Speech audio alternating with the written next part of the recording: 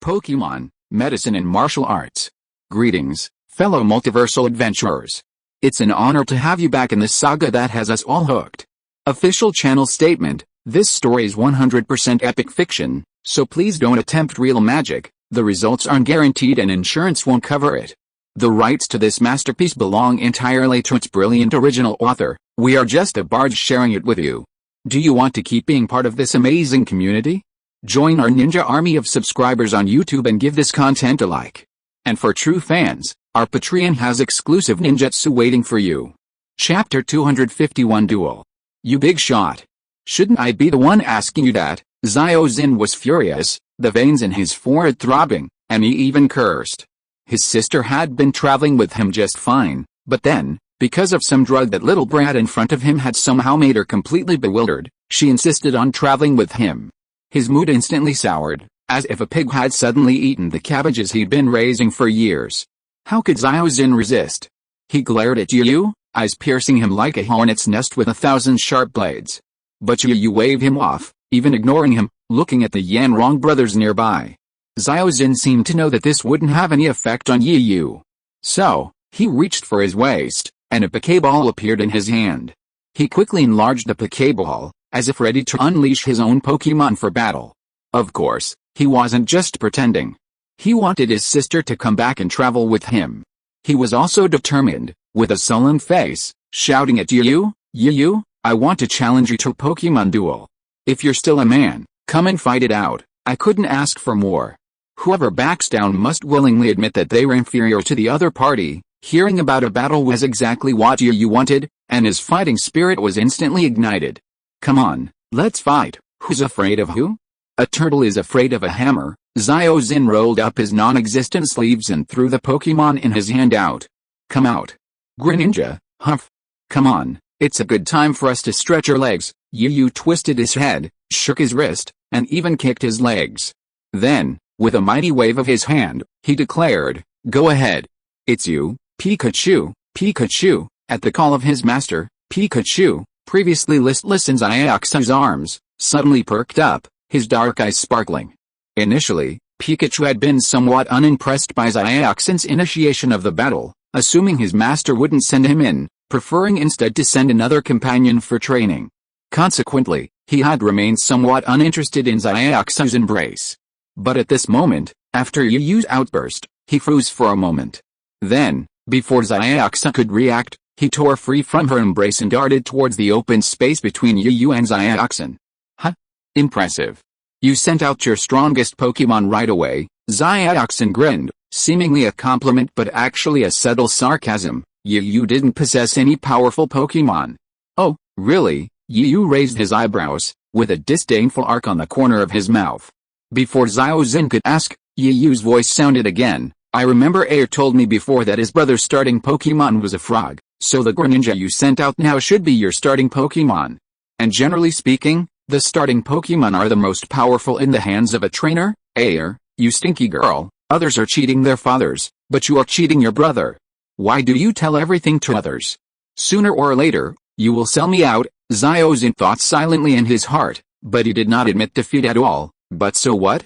I want you to see how I crush you. Haha, why don't I believe it? You will know after the fight. Don't cry when the time comes, Xiaozhi said. Are we still afraid of you? Pikachu uses electric ball, Grinispo uses water wave. What are you doing? Stop it. Suddenly, a pleasant female voice boomed from nearby, tinged with anxiety. And with that shout, the two Pokemon, who had already begun unleashing their skills after their trainer's orders, quickly controlled their already uncontrolled skills and launched them skyward.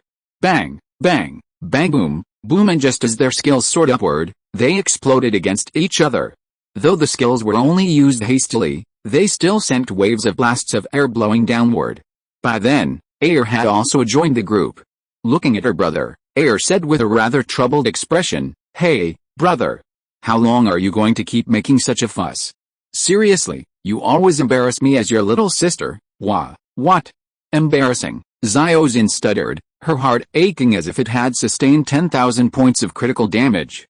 She clutched her chest, staring at her sister with a shrug of her shoulders. Oh my, I didn't realize it before. Xiaozhi is actually a sister Khan, another female voice chimed in, full of teasing and mockery. How is that possible? Don't talk nonsense. Upon hearing these words, Xiaozin leaped up like a cat whose tail had been stepped on. Nervous eyes darted towards the source of the voice, as if she were desperately trying to defend herself. Huh?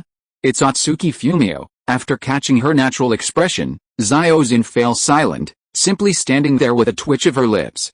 Just what? Atsuki Fumio said with a soft smile. But that smile, to Xiaozin, seemed malicious, and her hair stood on end. Alright, Xiaozun, stop scaring me like that. She's just caring about her sister, there's nothing wrong with that. Seeing his best friend lose all her authority in front of his girlfriend, it was like a little rat meeting a meow meow. Yanrong hurried out to smooth things over. However, seeing her boyfriend suddenly appear at this moment, Dayu soon was furious. I haven't even settled the score with you yet, and you're jumping out like that. Something was wrong, and Yanrong's face changed as he quickly said, there are other people around right now. Let's talk about it when we get back. Glancing around, he saw that it was indeed as Yanrong had said. Seeing Yu and Air and the others casting curious glances at him, he gave a sheepish smile. Okay. But this matter won't end like this, huh? Dayu soon, do you, Yanrong, and your brother know each other? Air, who had been listening for a while, saw that they all seemed very familiar with each other, and asked curiously. After saying that, he turned to look at Xiaozin and said, and brother, didn't we meet in Mire City before? Why are you in Yaletown now? Chapter 252, Events at the Pokémon Center. The earth, shrouded in darkness, seemed utterly silent, with only the occasional chirping of insect-type Pokémon and the sounds of nature emanating from the jungle. On their way back to the Pokémon Center, Yu and Yanrong, brothers, braved the evening breeze, listening to the occasional cries of insect-type Pokémon, heard only in small towns and rural villages. Unlike the hustle and bustle of the city, Yaletown was remarkably quiet, save for the Pokémon exhibition and competition taking place tonight. Only the street lights in that section of the street remained on. The few shops along the street had closed early, leaving only their own lights to illuminate the path for the returning pedestrians. Hey! Atsuki-sun is Yanrong's girlfriend, Air's exclamation echoed through the silent night. Following closely behind was a somewhat narcissistic, teasing remark, how about it? Are you surprised? Yanrong has a girlfriend as beautiful, considerate and gentle as me. Yu, who was walking in the middle, raised his head seriously at this time, looked at Yanrong on his right, and then looked at Daesun and Air and the other girls walking shoulder to shoulder on his left. He grinned and remained silent, not knowing what he was thinking. But then again, I was also surprised. I didn't expect Xiaozin to have a sister as beautiful as you, and also so strong in Pokémon performances. They don't look alike at all. I'm surprised. My brother and Yanrong have been friends for many years, but I didn't even know Yanrong had such a beautiful girlfriend. Hey, that unexpected is redundant, and why do you sound like you're insulting me? Xiaozin protested, ignoring the two women's commercial flattery, but her tone sounded a little lacking in confidence. Ignoring Xiaozin's protests, Atsuki Fumio continued, and Air is quite the hidden talent. The renowned Kalos Queen, Queen Yashio, is actually your teacher. No wonder you're so powerful. Hearing the tinge of envy in Atsuki Fumio's words, Air remained silent, looking at Xiaozin, who was still complaining. Brother, you still haven't told me what's going on between you and Yu? Nothing. We just wanted to compare skills. After all, we've never fought each other before, and for some reason, we always missed out. This time, it was Yu who answered first. Xiaozin curled her lips, but seeing that Yu had already answered, she nodded. They then returned to chatting about how Air and the others met Atsuki Fumio, and then some gossip, all in a state of conversation and laughter. Yu, however, rarely joined in the conversation. He simply walked silently at the back of the group, carrying Pikachu on his shoulder, observing Serena's expression. After all, it was Serena's first Pokémon show, and the experience wasn't exactly pleasant, so he worried she might react emotionally. Fortunately, Yu observed Serena throughout the entire process. After the competition, she kept her head down the entire way back, refusing to join in the conversation. The darkness obscured her face, but Yu could still sense her downturn. He wanted to go over and offer comfort, but for a moment, he didn't know what to say, so he just followed silently. In this cheerful atmosphere, Yu and his group finally returned to the Pokémon Center. However, Upon entering the Pokémon Center, they were met with a scene that shocked everyone. The Pokémon Center was littered with injured Pokémon. And even several chanterelles appeared, bustling about. Medical carts were everywhere, and Miss Joy, like a traffic police officer clearing a road, constantly directed the evacuation of the chanterelles. What on earth happened? When we left, the Pokémon Center was fine, wasn't it? How come there are so many patients all of a sudden? Could it be a terrorist attack? No, I'm more like, maybe they're being bullied by some bully Pokémon? Very likely. Everyone was discussing the situation at once, each one letting their imagination run wild. Xiaoxu, on seeing what was happening, rushed to help, followed closely by Yu. Okay, everyone, stop guessing. Let's go ask Miss Joy. Would that give us more information? At this moment, Yanrong also realized what was going on and hurried to follow. Miss Joy, what exactly happened? Why are there so many injured Pokémon at the Pokémon Center all of a sudden? Yu had already asked as they caught up. Miss Joy was overjoyed to see Yu back, and she immediately grabbed his hand, as if she had found her savior. Completely oblivious, Serena, who looked up from a distance, a look of resentment flashed across her face. Well, Miss Joy, we're back, but you still haven't told me what happened at the Pokémon Center. How could so many injured Pokémon be found in one night? Miss Joy sighed worriedly, but her grip on Yu's hands remained tight. That's what I was thinking too. I wonder if the champion, Mr. Sfuchidago, returned with you. I'm sorry. Mr. Sfuchi left with his father overnight after the Pokémon show. Although Yu didn't understand why Sfuchidago was mentioned, he still shook his head honestly. What do we do then? The moment Yu finished speaking, Miss Joy's entire dejection faded, her face a mournful look. Miss Joy, what's going on? Maybe we can help. We're not as strong as Mr. Sfuchi, but we're still very strong. Miss Joy's performance once again piqued his curiosity. Yu asked impatiently. Even Yanrong and the others, who were standing by and listening, were piqued by curiosity. They pricked up their ears and looked straight at Miss Joy, waiting for her to continue. Alice. This is all that can be said now. There's a very powerful arbor on a mountain not far from town. Normally, everyone lives in peace. But tonight, for some reason, it suddenly arrived in the human town and began frantically attacking trainers and Pokémon. I wasn't strong enough, so they were powerless to resist. Most of them were injured, and some Pokémon are even in the emergency room right now. Chapter 253 Investigation. After Miss Joy explained the whole story of tonight's events, everyone was stunned and speechless. Powerful Pokémon, Arbok, coming into town and wantonly attacking trainers and Pokémon, like a tape recorder. Yanyi and the others recited the key words and phrases they had heard. As if weighing her down, and perhaps wanting Yu and the others to digest it, Miss Joy simply nodded and remained silent. Miss Joy, you said that Arbok used to live in the hills not far from town. They wouldn't attack trainers or Pokémon, or enter human towns at will, right? Finally, Yu was the first to react, looking at Miss Joy and answering without hesitation. Yes. And that Arbok is actually the guardian of our town. Its presence keeps many of the aggressive wild Pokémon in check. Miss Joy was a little puzzled at the moment, but more than that, she was concerned about the matter and her care for the Pokémon.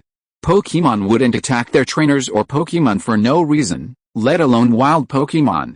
They rarely enter human towns. There must be a reason behind this, and perhaps that's the reason behind Arachnidon's strange behavior, Yu continued, his methodical analysis leaving Miss Joy stunned. Yes, that's right, perhaps that's the case. Perhaps convinced by his own thoughts, Yu's tone was firm. Pikachu, let's go. He then called to Pikachu on his shoulder and was about to turn and leave with it, but was pulled back by Miss Joy. Miss Joy, what are you doing? Yu asked, somewhat puzzled, and for some reason, Miss Joy held him back. Yu, calm down. Arachnidon is very powerful. Besides, you're rushing there like this. Do you even know where Arachnidon is? Miss Joy poked Yu's forehead in annoyance. Yu, Miss Joy is right. We need to think long-term, otherwise we'll be too passive. Yanrong stepped forward to advise. What's there to think about long-term? We have two problems. One is to find out the cause of the Abo monster's anomaly, and the other is to stop it from attacking. Yu, with an impatient look, immediately revealed the key. Besides, I don't know how to clone myself, so let's each choose one problem and solve it separately. Everyone was stunned by Yu's words. Is there any other problem? Seeing no one respond, Yu was also a little stunned. That makes perfect sense. No, everyone waved their hands. Since Yu has analyzed it so thoroughly for us, then Yanyi and I will deal with the Abo monster together, while Yu and the others will investigate the reason behind the Abo monster, Yanrong said. Looking at Yanrong, who was looking at him inquiringly, Yu wanted to fight the powerful Arbok monster that Miss Joy had mentioned, but in the end, he realized that investigating Arbok was urgent and he was a little worried about leaving it to someone else, so he nodded and agreed. Just as he was about to walk out of the Pokémon Center with Pikachu, Yu suddenly stopped and turned to look at the three women who were about to catch up. His eyes flickered, and he was about to say something. As if she knew what he was going to say next, Air interrupted him immediately, not giving Yu a chance to speak. Yu, are you planning to leave us behind again? And then go off and play the hero all by yourself? Do you remember what you promised us? No, I think you misunderstood. I did want one of you to stay and help Miss Joy, but if you don't want to, then we can all go together. It's just that the entire Pokémon Center is in chaos right now, and I'm worried Miss Joy and Chandler and the others won't be able to handle it. Having his thoughts seen through, Yu choked. Then he quickly smiled, a retreat to advance. Really? Air asked suspiciously. Really?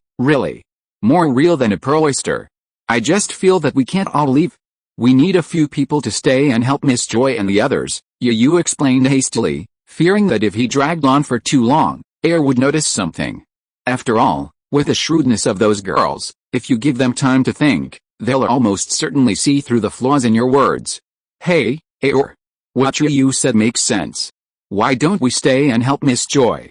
I believe Yu and Pikachu can definitely solve the problem, Xiaoxu whispered in Air's ear, occasionally glancing at the nervous Yu. Air was clearly hesitant. She glanced at the pitch-black night outside, then at Yu's face, her eyes filled with worry. Air, let's stay and help. Besides, I've been wanting to try it for a while. Miss Joy and the others said they'd wear special nurse uniforms. At this moment, Serena walked over, revealing her first smile since tonight's Pokémon competition.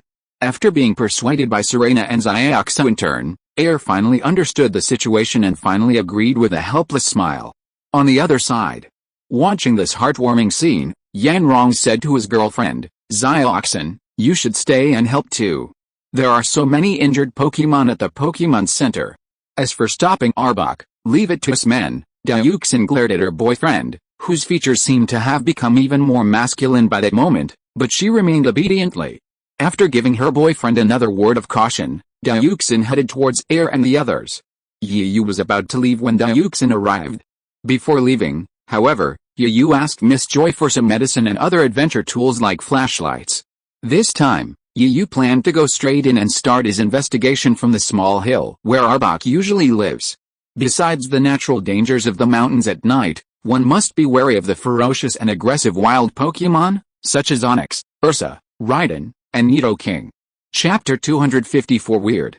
The night seemed profoundly silent. The mountain forest, under the darkness, was even more so. Aside from the occasional chirping of insect-type Pokémon, the atmosphere was eerie. The stars twinkled in the sky, as if gazing down upon the nightscape. A crescent moon hung high in the center, its radiant light replacing the daytime sunlight. The moonlight and the glow of the flashlight shone, extinguishing the eerie feeling of the woods in the darkness. Yu and Pikachu, using their Kingong skills, had reached the edge of the hill where the Abako lived, intending to investigate further. Yu had observed the hill upon entering. It was not far from town, and while it was small, it was only about the same size as the hill behind Professor Oak's laboratory. Perhaps it was the sudden, intense flashlight that replaced the soft moonlight, illuminating everything within its reach. Some Pokémon would emerge from the brush, or reveal their distinctive eyes in the darkness. As he entered the hill, Yu even encountered a few elusive ghost-type or dark-type Pokémon, like the elusive Ghastly, and Cuckoo and Owl, who were naturally able to detect the mischief of ghost-type Pokémon. He even spotted a few of the rarest Murkrow. It wasn't that Murkrow was rare, but rather that it could only be seen in specific locations, such as eerie places or castles rumored to be haunted. Looking up at the spot where Murkrow had just flown, Yu narrowed his eyes, feeling a sense of unease. Pikachu, stay with me. This place gives me a bad vibe, Yu warned Pikachu, who was resting on his shoulder, fearing they might get lost in the dark forest at night, which would be a real problem. Yu's warning instantly perked up Pikachu, who had been feeling a bit sleepy. His eyes sparkled as he stared around, helping Yu sit up and work alertly. Crunch! His footsteps touched the slightly soft ground from yesterday's rain, and the scent of the earth wafted in the night breeze. Suddenly, an abrupt sound startled Pikachu, who had just perked up. He immediately assumed a fighting stance on Yu's shoulder, his eyes sharp, and the electric sacs on his cheeks flickered faintly. Pikachu up, don't be nervous. I accidentally stepped on a branch. Feeling the movement on his shoulder, Yu scratched his head sheepishly. Pikachu facing the false alarm, Pikachu gave his master a sullen look. The moonlight revealed a look of discontent on his face. Amidst Yu's smirk, Pikachu, now overly focused, relaxed. His entire body softened, slumping against Yu's shoulder like ramen noodles. His limp appearance was surprisingly endearing. Just as Pikachu relaxed, Yu's voice rang out again, accompanied by the rapid flashlight. Who is it? Come out now. Stop playing dead. In the silent night, Yu's roar echoed through the forest, clearly reaching every corner. Just then, Yu had a sudden feeling of being watched. It was a strange feeling, but it was clearly registered by the warrior's keen senses. Pikachu jumped up in surprise again, its gaze following the flashlight's path. Despite his darting gaze, the bright flashlight blazing, Yu continued to advance without stopping, though he was even more cautious than before. He held a branch he'd retrieved from somewhere, poking and tapping as he went, using it as a trekking pole. After years of research with Professor Oak, Yu knew the strengths of some Pokémon. Besides their distinct natural attributes, Psychic and Ghost-type Pokémon were particularly formidable. These two types of Pokémon possessed a similar ability to create illusions. Psychic-type Pokémon could be hypnotized, while Ghost-type Pokémon could manipulate their surroundings through their own power. Therefore, Yu held a branch to protect himself from being tricked. After all, their abilities only deceived his vision and hearing, though his senses seemed to be functional. The branch in his hand was the key to breaking through the impasse, a double insurance policy. But after this section of the journey, aside from the initial one, nothing unusual had occurred. Even the branches probing the path were solid, without any illusions. What's going on? Unconsciously, Yu hadn't noticed his current location at all. He felt as if the signs of activity ahead of him dwindled as he advanced. Finally, even the chirping of the insect-type Pokémon in the night forest mysteriously vanished. Ghost! Suddenly, a sudden laugh echoed in Yu's ears once again, this time even Pikachu could hear it clearly. There really are ghosts at work, but no matter what kind of monster you are, you will reveal your true form in the face of absolute power. Pikachu, use 100,000 volts. After the initial shock, Yu reacted quickly, his mind working rapidly, and an attack command came out of his mouth. Yu's command was instantly received, and Pikachu unleashed a 100,000 volt blast without hesitation, aiming for the source of the sound. Facing the powerful 100,000 volt attack, the person hiding in the shadows seemed oblivious. Furthermore, the laughter, once monotonous and uniform, now echoed in all directions, making Yu's head buzz. It seemed that this had also deviated Pikachu's 100,000 volt blast from its original trajectory. When it returned to normal, the impact was nothing but white smoke and sparks. Chapter 255 Pikachu's Tremor. How abhorrent. You're actually playing hide-and-seek with me, Yu's face grimaced. After all, an unknown enemy is the most terrifying. Especially since he and Pikachu were in this somewhat strange environment. Then, Yu closed his eyes, completely oblivious to the situation, unleashing his full warrior perception. He intended to use this to locate the person causing trouble. As Yu closed his eyes, Pikachu began to act as a bodyguard, its small eyes darting around, fearing someone might suddenly appear and disturb its master. Layer upon layer of invisible waves, yet clearly perceptible to Yu, spread outward from Yu's center, like a radar detector. Although Yu's eyes were closed, his warrior perception was clearly responsive, even forming a three-dimensional image in his mind. Even movements deep underground were clearly perceptible to Yu, like a mole diligently digging and turning the soil not far from his feet. Yu even discovered a thunderstone, imbued with lightning energy. However, after only a moment, a wave of dizziness began to creep into Yu's brain, forcing him to withdraw from his perception mode and rub his aching head. It seems my strength is still too low. It's only been a short while, and I feel like my mental energy is almost completely depleted." Yu smiled wryly and shook his head, a flicker of disappointment in his eyes. While a warrior's perception can act as a radar to detect everything around them, it consumes a significant amount of mental energy. This is why Yu rarely uses it, except for routine warning purposes. Otherwise, warriors like Yu could use this ability to explore better defenses, such as the Thunder Stone just now. These evolution stones are also very valuable on the market. Shaking his head, clearing away all those unrealistic thoughts, Yu took a moment to calm down before picking up the branch he'd dropped at his feet and exploring again, his mind racing. "I've been exploring for so long, and still haven't found anything. And yet this environment feels so real to me. Is it really just my imagination?" Yu hesitated, but his gaze continued to scan the area sharply, fearing he might miss any important clues. Suddenly, Yu felt a surge of regret. All the Pokemon he'd captured, including Pikachu and Suicune, only had water, fire, and electric, those few attributes. Not a single psychic or ghost-type Pokemon. Oh, how could I have forgotten about that one? Yu suddenly slapped his forehead, his eyes lighting up as if a light bulb of wisdom had flickered on. "Come out." Ditto burst out of the Pokeball, shouting with all the same impressive energy as any other Pokemon send out. "Since I don't have a psychic or ghost-type Pokemon, I might as well create one myself." Ditto uses transform, Yu said as he pulled out his Pokédex and began searching for information on the psychic or ghost-type Pokemon he'd chosen. Transform into Alakazam. Finally, Yu's eyes settled on the image of Alakazam in the Pokédex. In fact, compared to the psychic-type Alakazam, Yu preferred the fellow psychic-type Gardevoir. After all, Gardevoir was not only equally powerful, but also, most importantly, pleasing to the eye, like a lovely girl. But then he thought, while most Gardevoirs are female, a few are male. And Ditto is also male.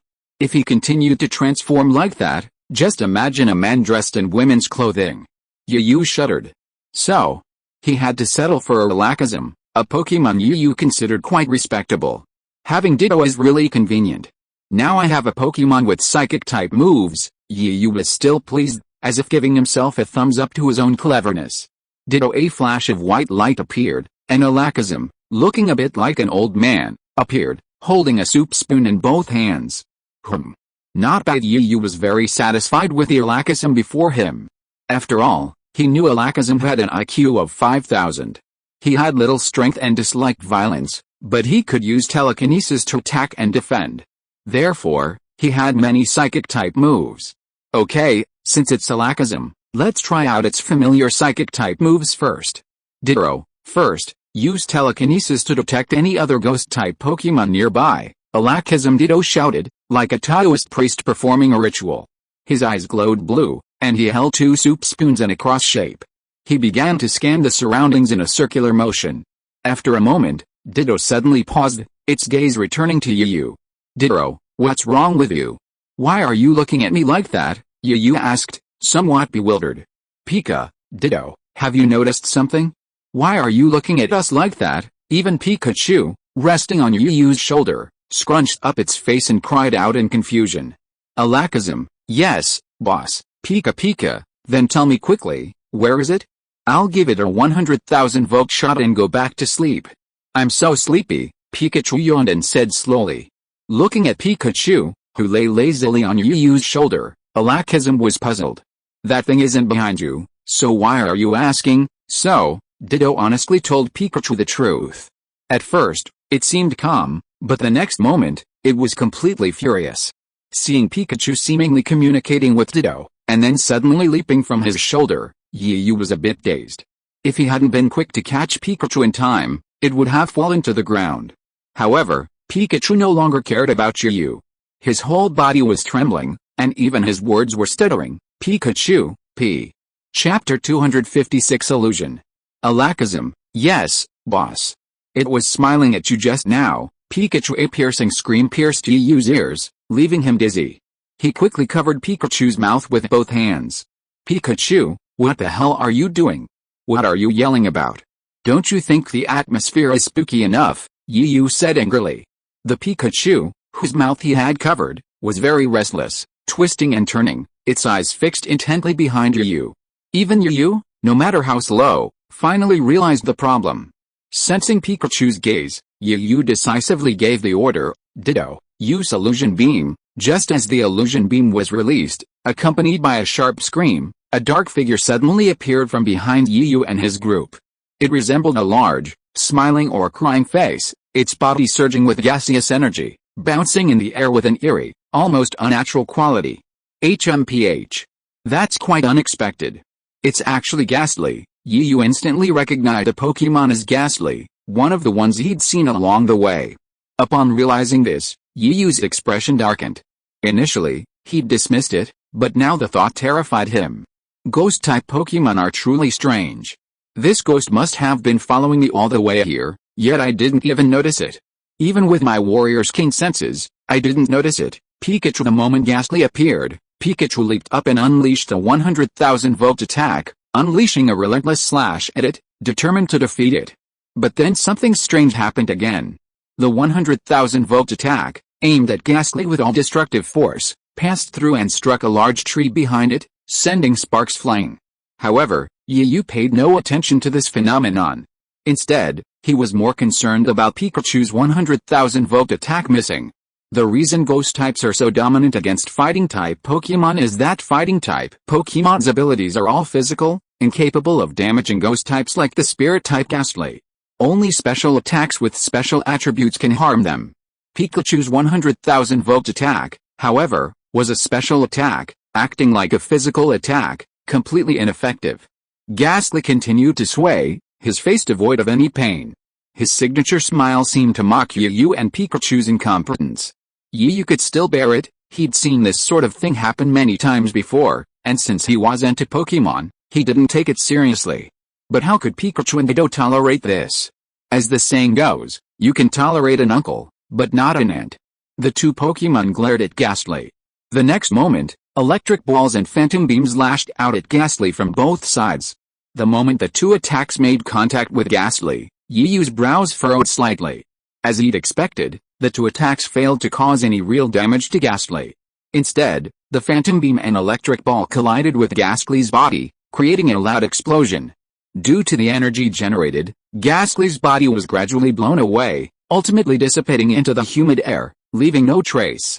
What's going on? Pikachu's electric 100,000 volts and Ditto's psychic phantom beam should have hit Ghastly. The psychic attack should even have dealt significant damage to him, right? Yu's brows knitted together. Suddenly, as if struck by a thought, Yu Tung jerked his head back to his feet, his eyes gleaming with an unprecedented brilliance. Could it be that we were still in this illusion from the beginning? And even that Ghastly was a figment of someone else's imagination? But then, why couldn't Alakazam, a psychic type, notice this? No, he must have noticed.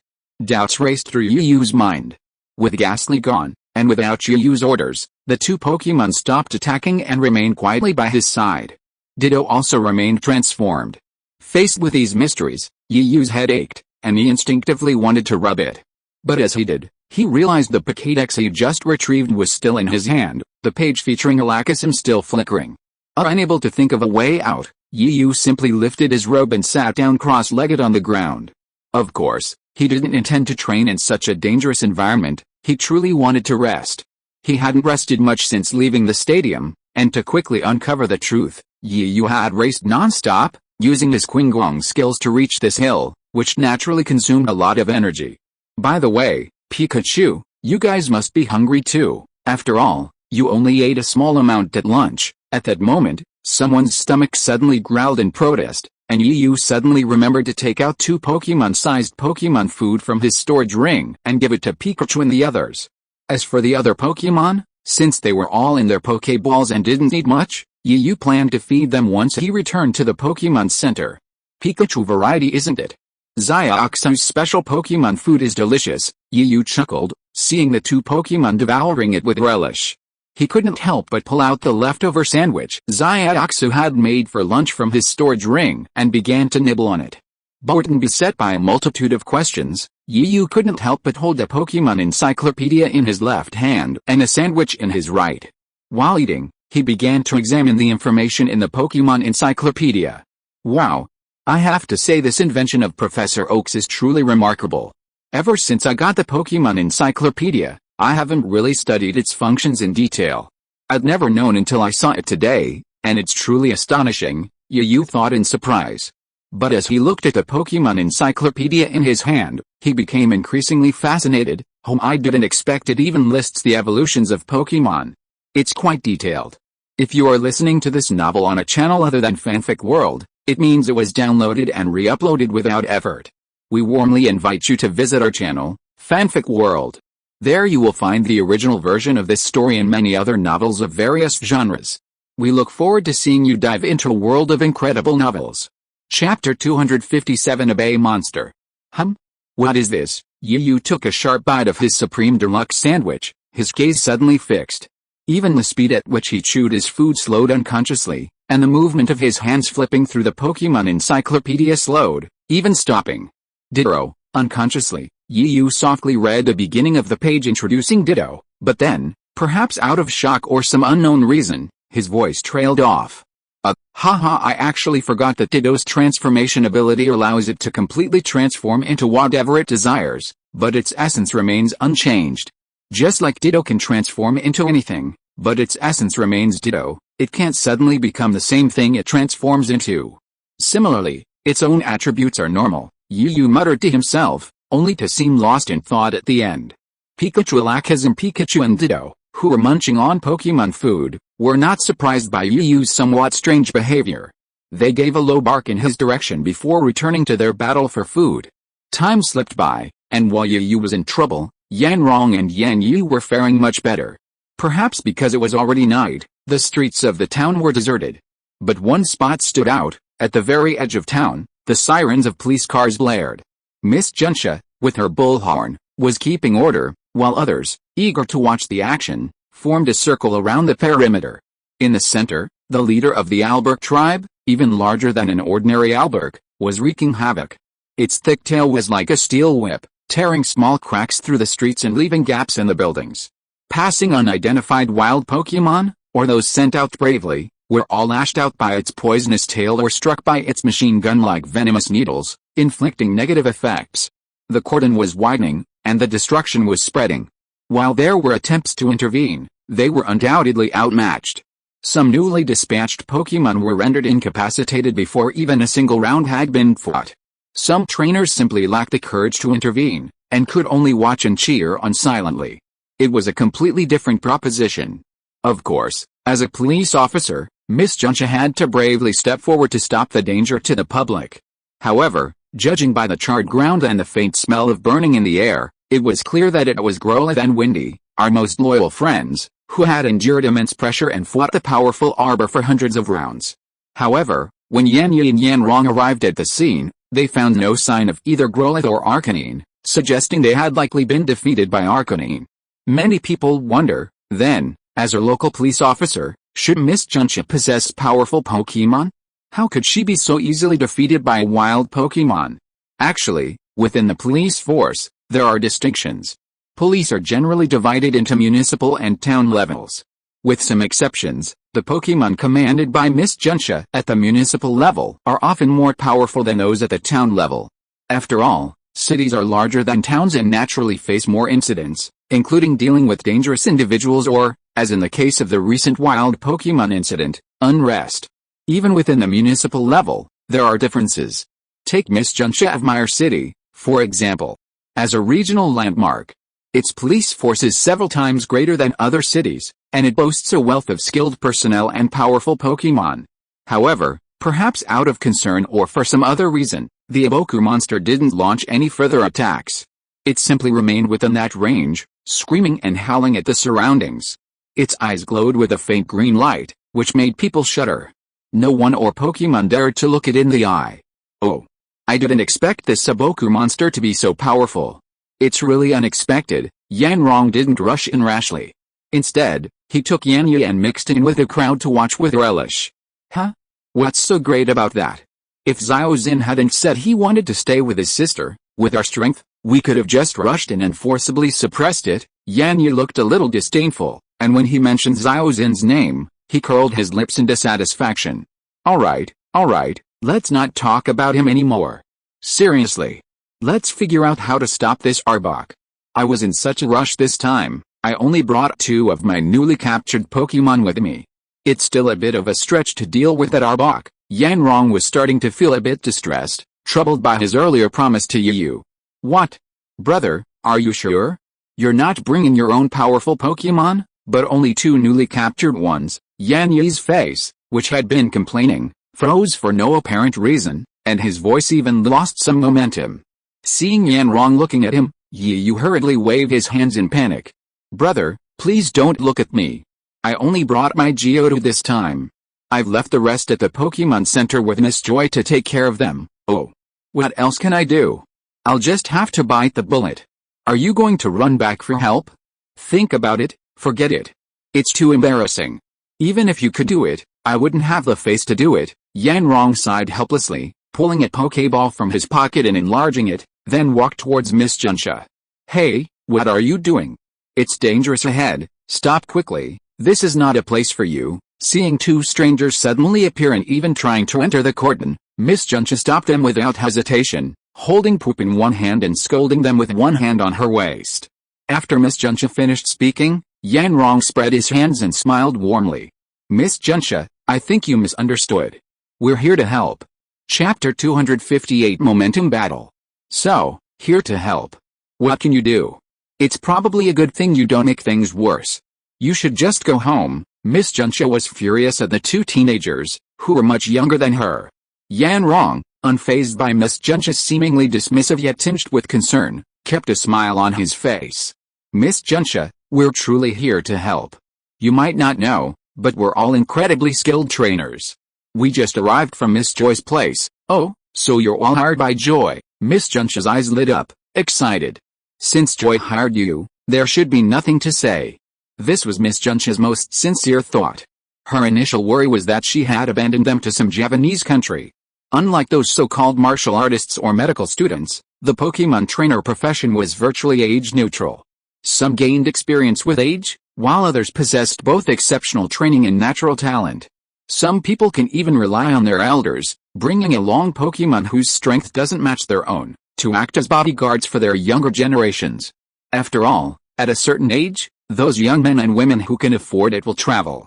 However, the elders can't always be with them, so they can only leave behind 1 or more powerful Pokemon to protect them during their travels and ensure their safety. The Pokemon world, after all, isn't as peaceful and safe as it's portrayed on TV. Crises are constant, and along the way, difficulties are numerous, requiring constant overcoming. This is also the joy of being a trainer, and something every trainer must face. Yanrong had no idea what Miss Junsha was thinking, but after seeing her agreement, he turned to Yan Yi and said, Zai, you can stay here. After all, you only have a small Geodude.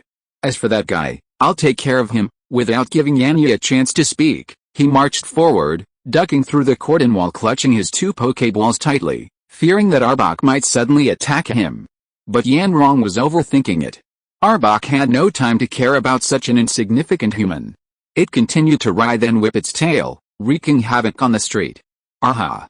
I'm being slighted, Yanrong scoffed, but then, as if to level the playing field, he grabbed a stone from the ground and threw it into the open space next to Arbok. The implication was clear, he was reminding Arbok that he wanted a fair fight. Yet, Arbok would pay any attention to him. As the leader of a tribe, it disdained a mere human. Being ignored once again, especially with so many people watching, Yanrong felt deeply embarrassed, almost embarrassed. He felt even more humiliated when he just heard his brother Yan Yi's laughter. Never mind, then, let's just rely on strength. With a mock sigh, Yanrong, like a middle school boy, tossed 2 Pokeballs with all his might, imitating the image of a TV star. With a powerful shout, let's fight. Rhydon, Golbat, Uncle Arbok paused his work at the sudden appearance of the 2 Pokemon before him. His sharp, cold gaze met the 2 Pokemons, yet they showed no fear at all under his gaze. But just this single action only intensified Arbok's rage. Its tongue flickered in and out, its body swirling ever so slightly, as if ready to strike at any moment. For a moment, facing both Pokemon, its aura was undeniably equal, even approaching parity. The crowd, watching the confrontation at the point of intersection, felt it more clearly. They seemed to see a ball of icy blue flame slowly blazing behind Arbok, while a crimson flame coalesced on the other side, fueled by the combined efforts of Raiden and Golbat. Neither side wanted to be overwhelmed by the other's momentum. HMPH. Interesting, getting more and more interesting. Yanrong didn't intend to issue any orders. For a moment, he was just a bystander, but the smile on his face was undisguised. Time passed slowly in the tense atmosphere. To some, it seemed slow, but to those experiencing it firsthand, it was incredibly fast. It has to be said that Arbok is truly powerful. As time went by, cold sweat dripped down the faces of Raiden and Golbat, and their bodies began to sway slightly. But Arbok acted as if nothing had happened to the Pokémon. Later on, it even showed its cunning as a snake Pokémon and used its glare skill when the two Pokémon were staring at each other. And just this glare made the two Pokémon tremble as if they had seen something terrifying.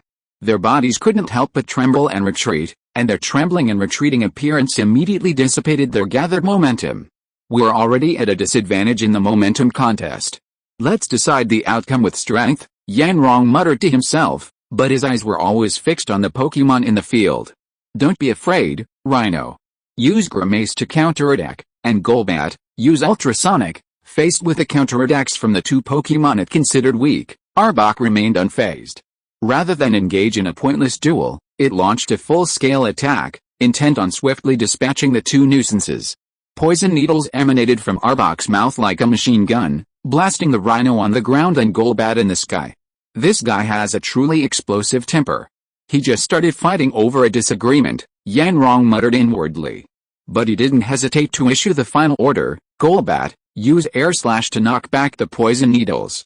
Rhino, you use Stomp. Suddenly, under Golbat's protection, the ground began to shake rhythmically, and with each step of Rhino's foot, it felt like an earthquake. When it was less than 1 meter away from the Abe monster, it suddenly accelerated and raised its front legs high. Chapter 259, Injury for Injury. Watching the mountain-like form, seemingly blocking the moonlight, descend heavily upon him, he watched. Had this strike landed, even the sturdy Arbok monster would likely have lost half its combat effectiveness. Yet, Arbok remained calm, firing its poisonous needles without ceasing. Facing the giant feet that drew ever closer, even carrying a hint of oppression, Arbok continued to fire poisonous needles while suddenly raising its tail, shrouded in white light, to take the blow head-on. The next visually striking scene unfolded as the giant foot, seemingly infinitely larger than its tail, was violently withdrawn the moment it made contact. Without giving the opponent time to react, Arbok, its poisonous needle still lingering, had already taken hold, its long, thick body wrapping itself around the armored Rhino's broad frame. Then, as everyone watched, it slowly began to shrink. That's Arbok's iron tail and bind. I didn't expect this Arbok to have such a strong battle awareness, Yanrong exclaimed in surprise. But we're not weak either. Golbat uses Ultrasound, and Raiden uses Ghost Face, perhaps fearing that using offensive skills would injure Raiden. Yanrong simply ordered the two Pokémon to use skills that weakened and negatively affected Arbok, hoping to influence it to release its bindings and attack. Facing one mental attack after another, Arbok finally, under the pain of the Ultrasound, released its snake-like body from the Raiden's bindings. As for Raiden's Ghost Face, it seemed to have no effect on it. As soon as it landed, Arbok swiftly spun away, putting distance between them and the enemy. Yanrong had no intention of giving it any chance and immediately ordered, Raiden use Earthquake, Golbat use Wing Attack. Arbok, still retreating and gaining distance, suddenly felt the ground beneath it shake violently. But before he could react, the sound of air piercing overhead followed. The sudden earthquake had left Arbok unable to focus on anything else. Not only was the earthquake a perfect hit, but even Golbat's wing attack successfully pierced his snake's head. Arbok, a cry, either pain or excitement, escaped Arbok's mouth. Standing upright, its entire snake neck trembled rhythmically, its tongue flickering in and out, its gaze growing even colder. Ironclad Rhino, Golbat.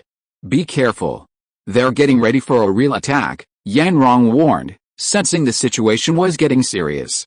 Even so, he had no choice but to bite the bullet. Ironclad Rhino, use Stone Attack, Golbat, Air Slash. Arbok, facing another attack, Arbok first launched a surprise attack, then retaliated with a bite.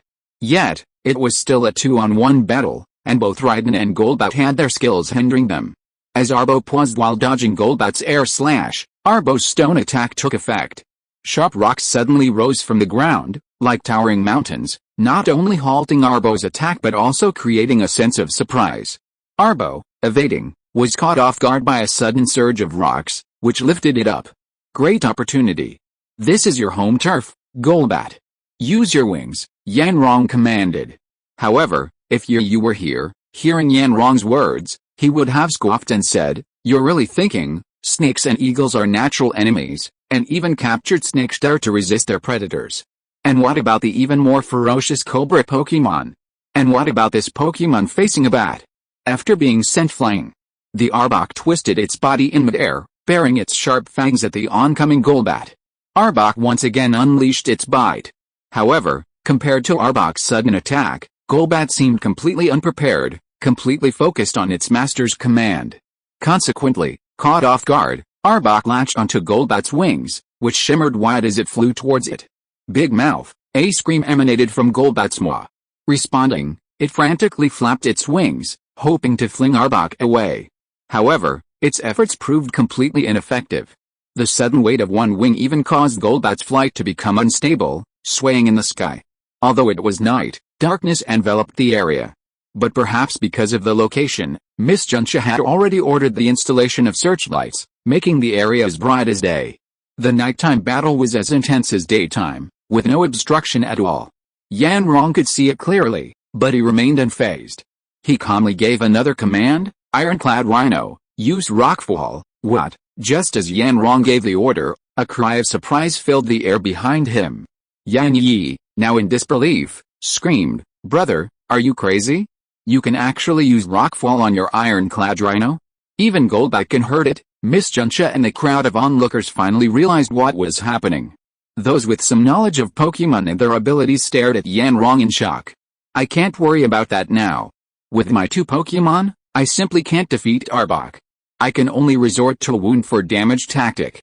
And if I don't defeat Arbok now, there's really no hope." Hearing his brother's roar, Yanrong didn't want to say anything, but to prevent Yan Yi from misunderstanding him, he gritted his teeth and let out a low roar. His heart was also extremely uneasy at this moment. If this move was actually carried out, it would be equivalent to injuring his own Pokemon as well. Listening to the two brothers' conversation and watching Raiden, who was already charging his skills, the onlookers were shocked and mixed. They had never expected the young trainer before them to be so courageous, to be so bold as to make a decisive move. Chapter 260 Conquer. "And do you have a better idea?" As if he had eyes in the back of his head, as if he wanted to know what Yan Yi had to say next, Yanrong growled again, this question filled with complex emotions. It immediately silenced Yan Yi. He silently opened his mouth to roar something, but nothing came out. This, Yan Yi didn't want to see that scene and silently lowered his head. His bangs fell in the evening breeze, obscuring his eyes. It was unclear what he was thinking. His clenched and trembling hands revealed a deep inner struggle. Yanrong's question seemed to be addressed to himself, Yan Yi, and the crowd watching. Everyone was silent. They couldn't imagine a Pokemon hurting them with their own hands, let alone do it. Although they had never experienced it, the mere thought of it made their scalps tingle. Therefore, they could only respond to Yanrong with silence. Yanrong didn't even turn his head, his eyes fixed on the battle that continued on the field. After hearing no movement behind him, Yanrong suddenly let out an unexplained, seemingly manic laugh. Ha ha ha! This laugh was filled with sorrow and self-blame. Before anyone could recover from their shock, Yanrong's command rang out again, Ironbit, shoot it down with all your might. Ironbit, as if sensing his master's emotions, the Ironbit roared to the heavens, his eyes filled with rage and ferocity as he gazed at the figure in the sky. Huge chunks suddenly fell from the sky, like shooting stars and meteorites. As Toucan struggled, bewildered, they slammed into an Arbok. Golbat Arbok muffled groans and screams echoed, and then Golbat and Arbok, biting its wings, the two Pokemon fell to the ground like tattered sacks. Bang! Another muffled thud echoed, accompanied by the dust kicked up by the heavy object's fall. Armored Rhino, use the drill. Without hesitation, Yanrong gave the order to finish off the enemy. The dust kicked up, shrouding Golbat and the Arbok in a hazy haze. But their faint outlines revealed their fallen forms, seemingly incapacitated. With a muffled thud of footsteps and the gentle shaking of the ground, The armored rhino's hillock-like form charged towards the Arbok. The sharp, thick horn atop its head was a sight to behold, and some of the more timid had turned their heads and closed their eyes, unable to bear the sight of the Arbok being ravaged. As expected, the fall from the sky had inflicted significant damage on the Arbok. Only its eyeballs and its serpentine head were barely able to move. But what good would it do? This was the thought in everyone's mind. But Arbok was worthy of being the leader of the wild Arbok Pokémon. Faced with this critical, almost certain outcome, it refused to give up. Barely holding its head aloft, it unleashed its poison needle ability once again. However, this time, the poison needles were clearly mere form, completely devoid of power. Yet, it stubbornly persisted, attempting to halt the rhino's advance. However, not to mention the rhino's current stamina, its incredibly formidable defenses, its armor-like frame, meant that even at its peak, the poison needles would do little damage to it, let alone its current weakness. The poison needles were like tickling. The rhino's attack continued unabated, each poison needle striking its armor, dissipating into thin air upon contact, leaving no trace. Raiden charged forward, while Arbok kept using poison needles, as if this would act as a buffer, giving Arbok time to recover. But Arbok was ultimately disappointed when Raiden's horn made direct contact. A scream escaped him naturally. To avoid accidentally hitting Golbat and causing too much damage to Arbok, Raiden held back, but Arbok was still inevitably sent flying. Bang! The dreamlike sound of objects hitting the ground echoed again. Watching Arbok land once more, Yanrong decided not to issue another order. He wasn't one to abuse Pokémon. His previous order for Raiden to finish off Arbok was merely a precaution, fearing that Arbok might still have the energy to counterattack, which would be disastrous.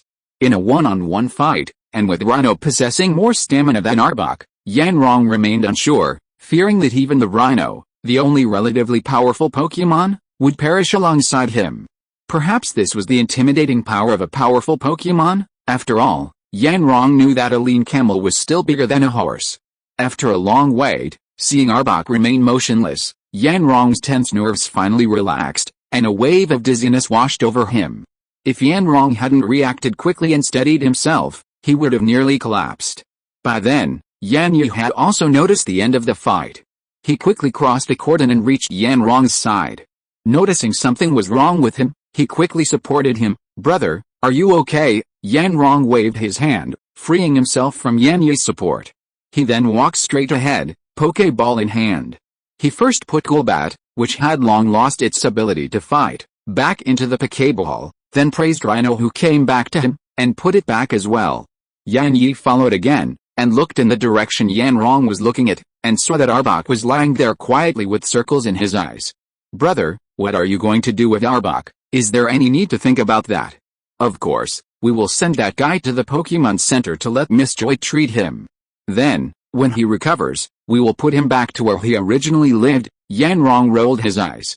It was as if he was saying, "How dare you ask such an idiotic question?" No, brother," Yan Yi stuttered and was stunned. "What? Is there something else you want to run away from?" "No, I just want to say, why don't you take advantage of such a good opportunity to subdue it?" Chapter 261 Yanrong said to subdue. Today was likely an unforgettable day for the residents of Yale Town. First, there was the Pokemon show and competition held at the town festival, and then, powerful wild Pokemon approached their town to wreak havoc. The once bustling area on the edge of Yale Town was now a shattered mess due to the previous destruction and the subsequent battle. There were traces of scorch marks everywhere, and the blue bricks on the floor were cracked and broken, with a shallow pit being the most conspicuous. And now, at the center of the original battle, under the surrounding lights, the shadows of the Yanrong brothers were stretched out very long. After hearing Yan Yi's suggestion, Yanrong was stunned, as if Yan Yi's special reminder had finally brought him to his senses. Under Yan Yi's expectant gaze, Yanrong finally let out a deep breath and immediately smiled brightly. Just when Yan Yi was excited that his brother agreed to his proposal, Yanrong's voice rang in his ears. "Well, I think, let's forget it." After a few minutes of short rest, Yanrong found that his condition was much better at the moment, so he squatted down and wanted to lift the bay monster.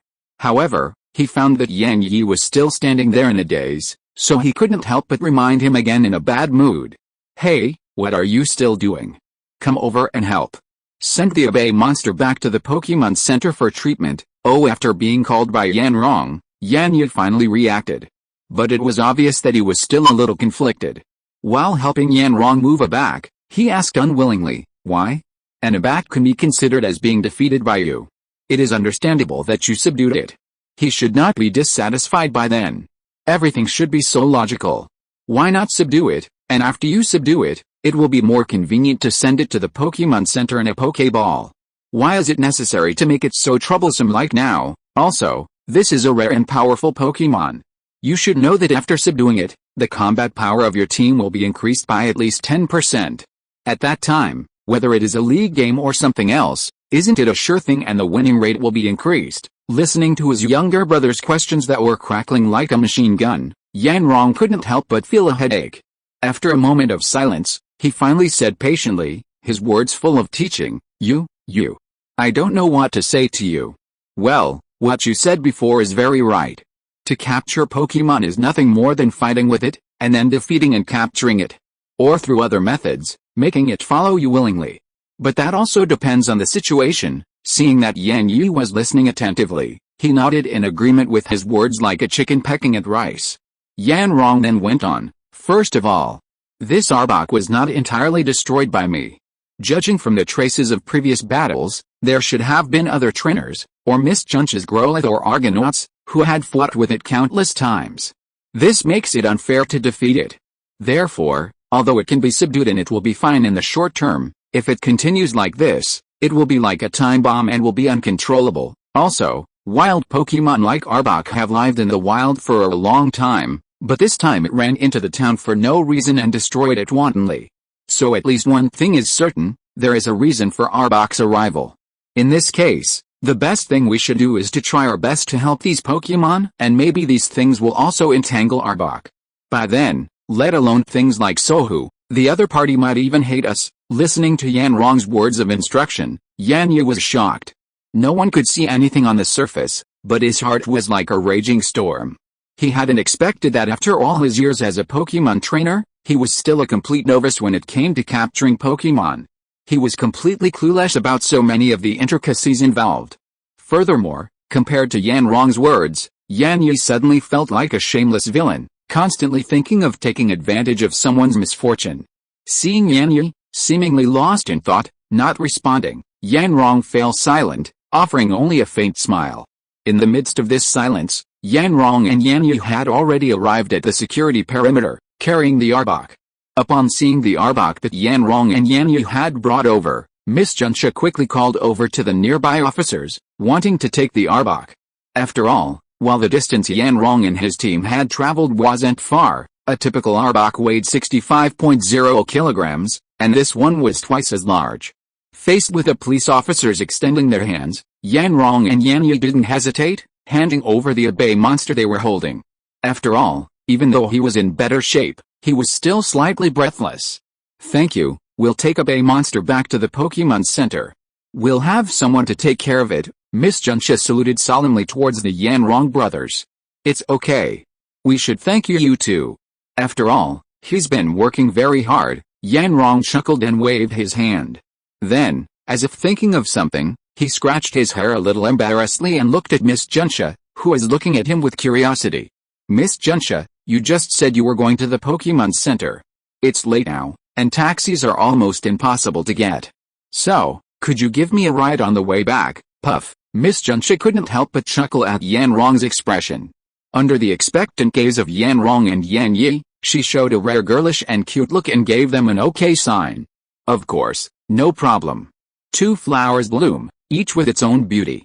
Not to mention that Yanrong and Yan Yi had already successfully completed their tasks. Turning his attention to Yu and Pikachu, he realized that at some point, the delicious food had already been thrown aside by one person and two pets, seemingly unnoticed. Then, shortening his gaze to their faces, he could clearly see that their expressions were all filled with stunned surprise. Even Pikachu seemed overly surprised, his little mouth wide open, almost enough to fit a few blue oranges. Chapter 262 Pikachu with a black face. To outsiders, the forest was still the same. However, to Yu and Pikachu, the forest was still the same, yet it was different. The forest, once shrouded in darkness, was now as bright as day. The sun's rays filtered through the lush trees, scattering specks of light onto the earth, brimming with the fragrance of nature. The warm sunlight also fell upon them, but the surrounding trees gave their surroundings a dreamlike quality. While they were still stunned, absorbed in the scene, Pikachu, not Yu, was the first to react. Perhaps due to hunger or some other reason, his stomach growled in protest. This awkward, somewhat embarrassing sound was what finally snapped Yu to attention. Recovering from his daze, Yu didn't bother to ask Pikachu about his current situation. His eyes quickly scanned the surroundings. Finally, Ditto was the only one left. Perhaps because of the sudden change in surroundings, the moment it recovered, it leaped up with a scream. The next moment, a flash of light shone around it, as if it were attempting to use a psychic-type teleportation skill to escape. But the next moment, it was ultimately disappointed. No matter how much light flashed around it, or how it charged forward, its figure remained frozen in place, leaving it staring in terror, its eyes wide with disbelief. Pikachu! Pikachu, I'm so hungry. Ditto, what are you doing? Are you putting on a show? Watching Ditto continue to try, Pikachu suddenly burst into exaggerated laughter. Alakazam, boss, this isn't some hilarious show, it's just too weird here. The teleportation I mimic by transforming doesn't work here. Ditto, however, realized the problem and pulled up his lips in a mournful expression. Pikachu, is it because you're not proficient enough? Never mind, just keep trying, perhaps he's just really hungry. Pikachu was listless. But then, as if belatedly realizing something, Pikachu suddenly perked up. His little head jerked up, his two tiny eyes darting around, as if that wasn't enough to express his feelings. He even used his hands and feet. Pikachu, where's the Pokémon food? Where's my Pokémon food? Pikachu cried anxiously, looking like he was on the verge of tears. He tossed the grass, then lifted a rock. Its innocent demeanor, coupled with its already adorable appearance, was truly eye-catching. A woman present would surely have screamed, but unfortunately, no one was watching. Something's wrong, something's terribly wrong, Yu muttered to himself as he surveyed his surroundings. But what's certain now is that the time here is simply off. It was once shrouded in darkness, and suddenly it became day. While it's true that a warrior caught up in training might realize that upon awakening, I wasn't training before. I was simply focused on studying Pokemon in the Pokédex, Yu muttered to himself. Then, like Pikachu's belated realization, he suddenly leaped to his feet.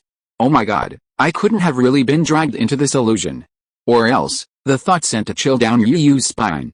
Suddenly, he felt something crawling up his trouser leg and onto him. Yu's hair stood on end, his two handsome eyebrows trembling constantly, and he gasped softly. Then he saw him, with a stiff neck and a look of fear in his eyes, looking towards the source, and saw that Pikachu had climbed onto his waist at some point. But now, its eyes were full of tears. And it looked at Yu with a pitiful expression. Pikachu, when Yu saw it was Pikachu, his tense heartstrings relaxed. The next moment, Yu suddenly felt uncomfortable, and with a dark face, he picked Pikachu up from his lap. He was about to say something, but it seemed as if he had thought of something, and his mouth moved a few times without saying anything. However, although his mouth was closed, the movement of his hands did not slow down at all. Yu lifted Pikachu with one hand like a chick, placing it on a boulder. Then, as if to playfully slyly, he placed one hand on each of Pikachu's cheeks. Ignoring its resistance, he began pinching and squeezing it, making all sorts of funny faces while muttering to himself. No, this place is too weird. Maybe this is just an illusion. Then this Pikachu in front of me might be fake, so let me reveal your true identity. I've been wanting to do this for a long time, but I didn't expect it to happen today. Watch me. I'll tug, I tug, I'll rub, I rub, I'll pinch, I pinch. After kneading for a while, Yu suddenly realized something was wrong.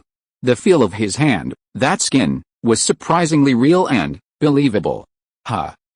Seeing the face still held in his hand, gradually darkening, Yu couldn't help but twitch his lips. Then, more gently than before, he touched the pink electric spikes on its cheek and chuckled.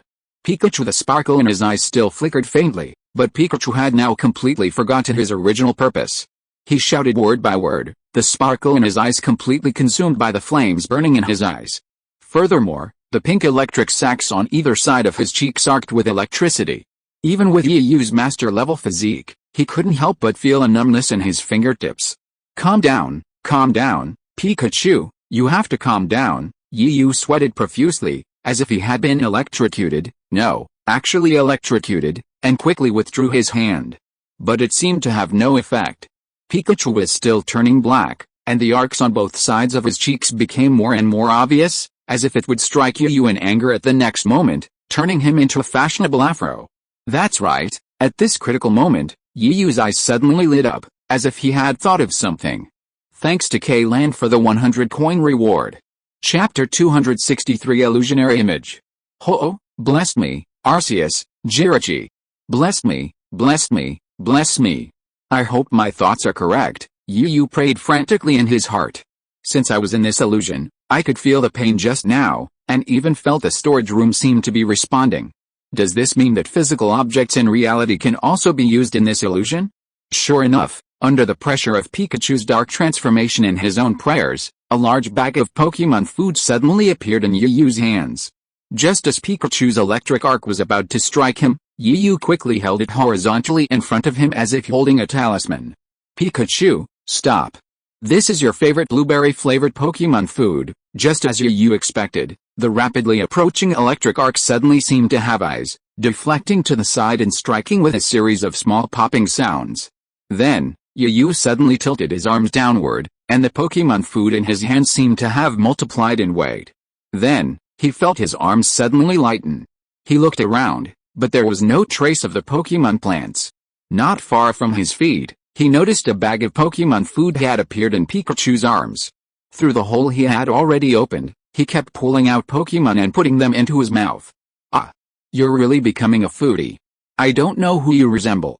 I can't afford to feed you if you keep going like this, Pikachu. I was originally planning to capture and train a Snorlax, but now it seems, it's a long and arduous journey. Yuyu's mouth twitched, and he sighed as he walked towards Pikachu. Glancing at Ditto, who was happily joining the foodies, Yuyu immediately began to explore this so-called illusion.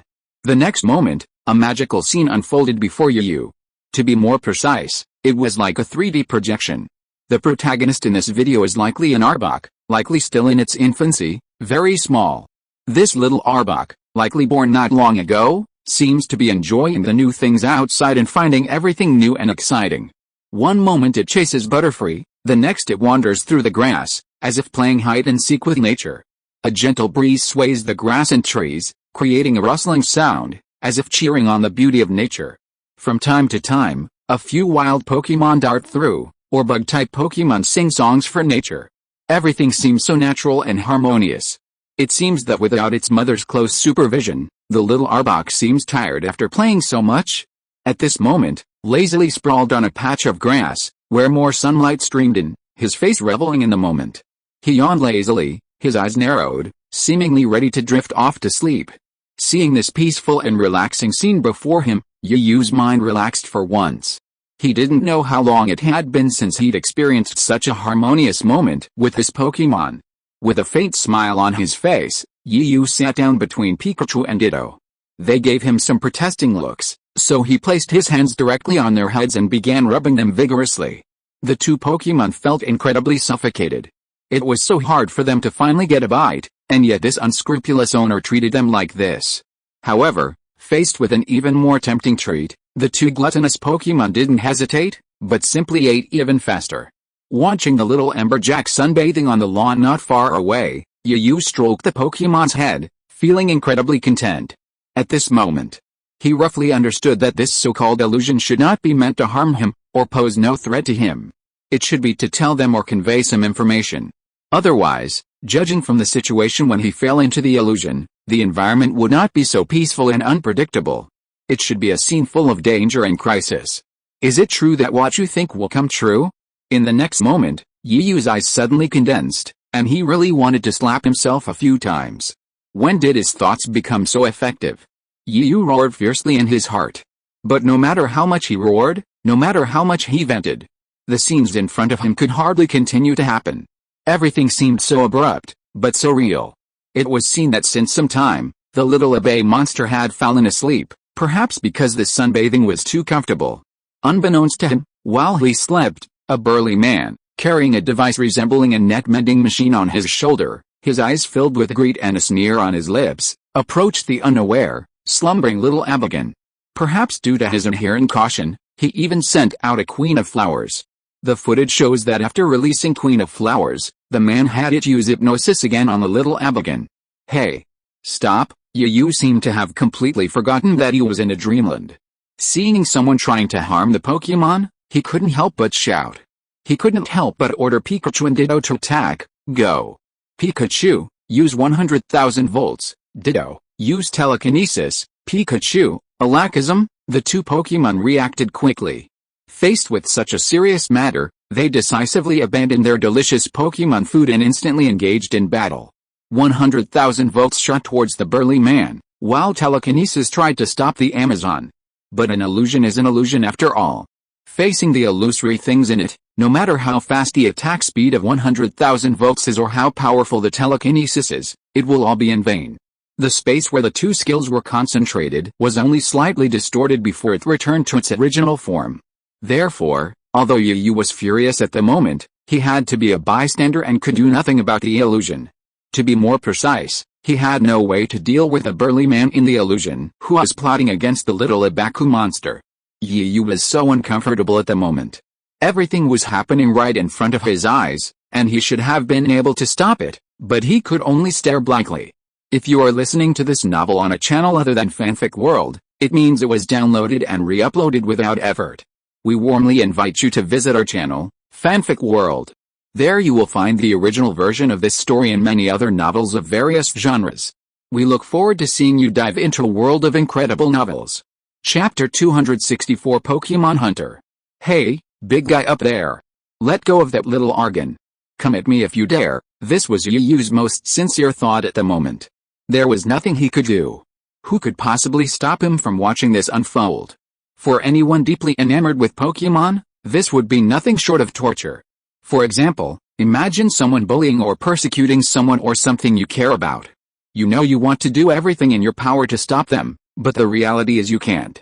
You can only watch helplessly as the situation unfolds, like a spectator.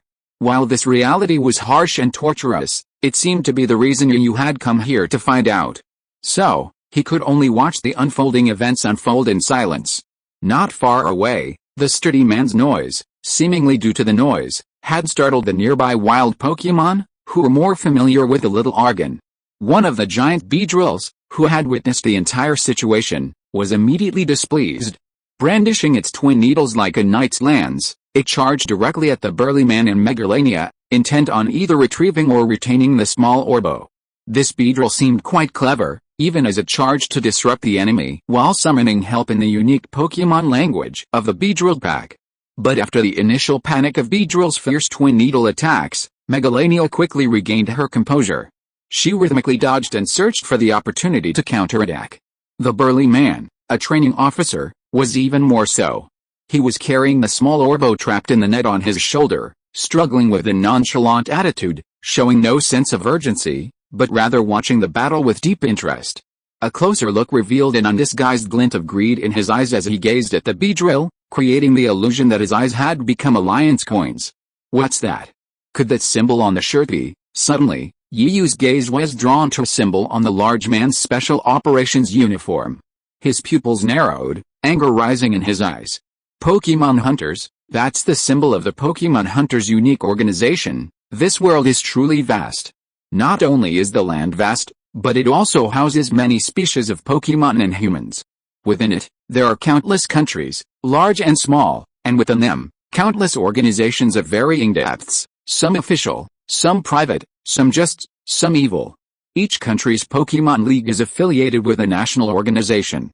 Besides organizing and promoting major competitions, it also maintains order and peace within the country. This is just and recognized. However, where there is light, there is darkness, and where there is justice, there is evil. Yin and Yang complement and counteract each other, and likewise, everything has two sides. Besides the powerful underground forces that operate like local tyrants in each region, there are also many unknown forces and organizations. For example, Yu had recently come across Team Rocket, a Kanto region organization he'd only just met by chance. He also encountered the S organization, Japan's largest evil organization, which had repeatedly clashed with him. And there was the even more mysterious, world-class organization, the Anti-Alliance. However, all of the organizations Yu had come into contact with and knew of were organized and disciplined. However, this world ultimately revolved around humans and Pokémon.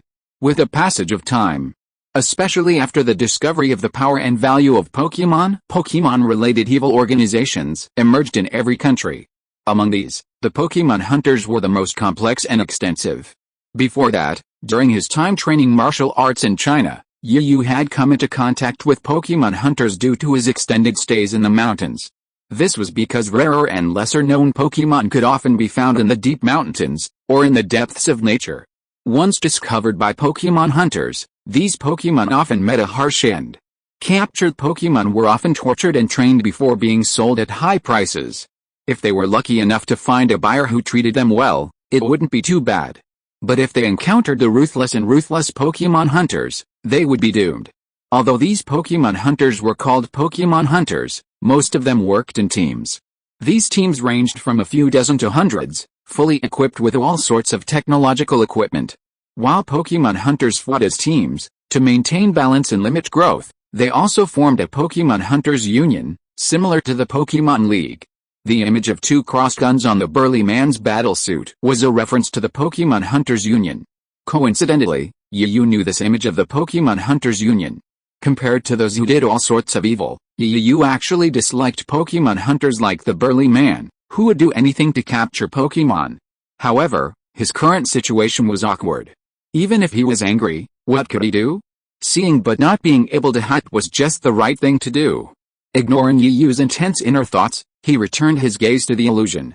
After initially gaining the upper hand by surprise, the Beedrill, far from pressing on, began to retreat. Seizing the Beedrill's momentary moment, the sturdy man decisively gave the command, "Seed machine gun." The crackle of machine gun fire rang out, followed closely by a series of muffled thuds of flesh hitting flesh. Use culture to take care of this troublesome creature. Use solar beam. The solar beam followed the seed machine gun, its impact like the finale of a cannon blast after a machine gun blast. Bang! The solar beam's power was so overwhelming that the Beedrill, driven by inertia, crashed violently into a tree behind it. Swish, swish, swish, an inexplicable gust of wind swept in, like a messenger sent by nature to clean up the battlefield, bringing with it the rustling of grass and trees. The grass beneath my feet also seemed to lower its proud head in shame at the defeat of the Beedrill. Chapter 265 vs. Giant Beedrill Swarm. Tisk. You dare to fight me, little brat? You're really overestimating yourself. After the battle, the burly man scoffed at the Beedrill, which had slid down from the tree and settled on the ground. Despite his taunts, his pace didn't slow at all. Instead, it quickened a few paces. Under the blazing gazes of Yu, Pikachu, and Ditto, the burly man's advance finally caught up with Beedrill's expression. The footage clearly showed that as the burly man approached, Beedrill struggled several times to raise its head, or even to raise its dual pistols to fight again, but the damage from the solar beam attack was too great. What normally seemed like a simple move was, at that moment, the most difficult for him. Ahahaha. Struggle, keep struggling. What I love most is the desperate struggles of you, the winners and losers. Ho ha ho ha, the burly man laughed wildly, his voice so loud that it startled the nearby wild Pokémon into fleeing in all directions.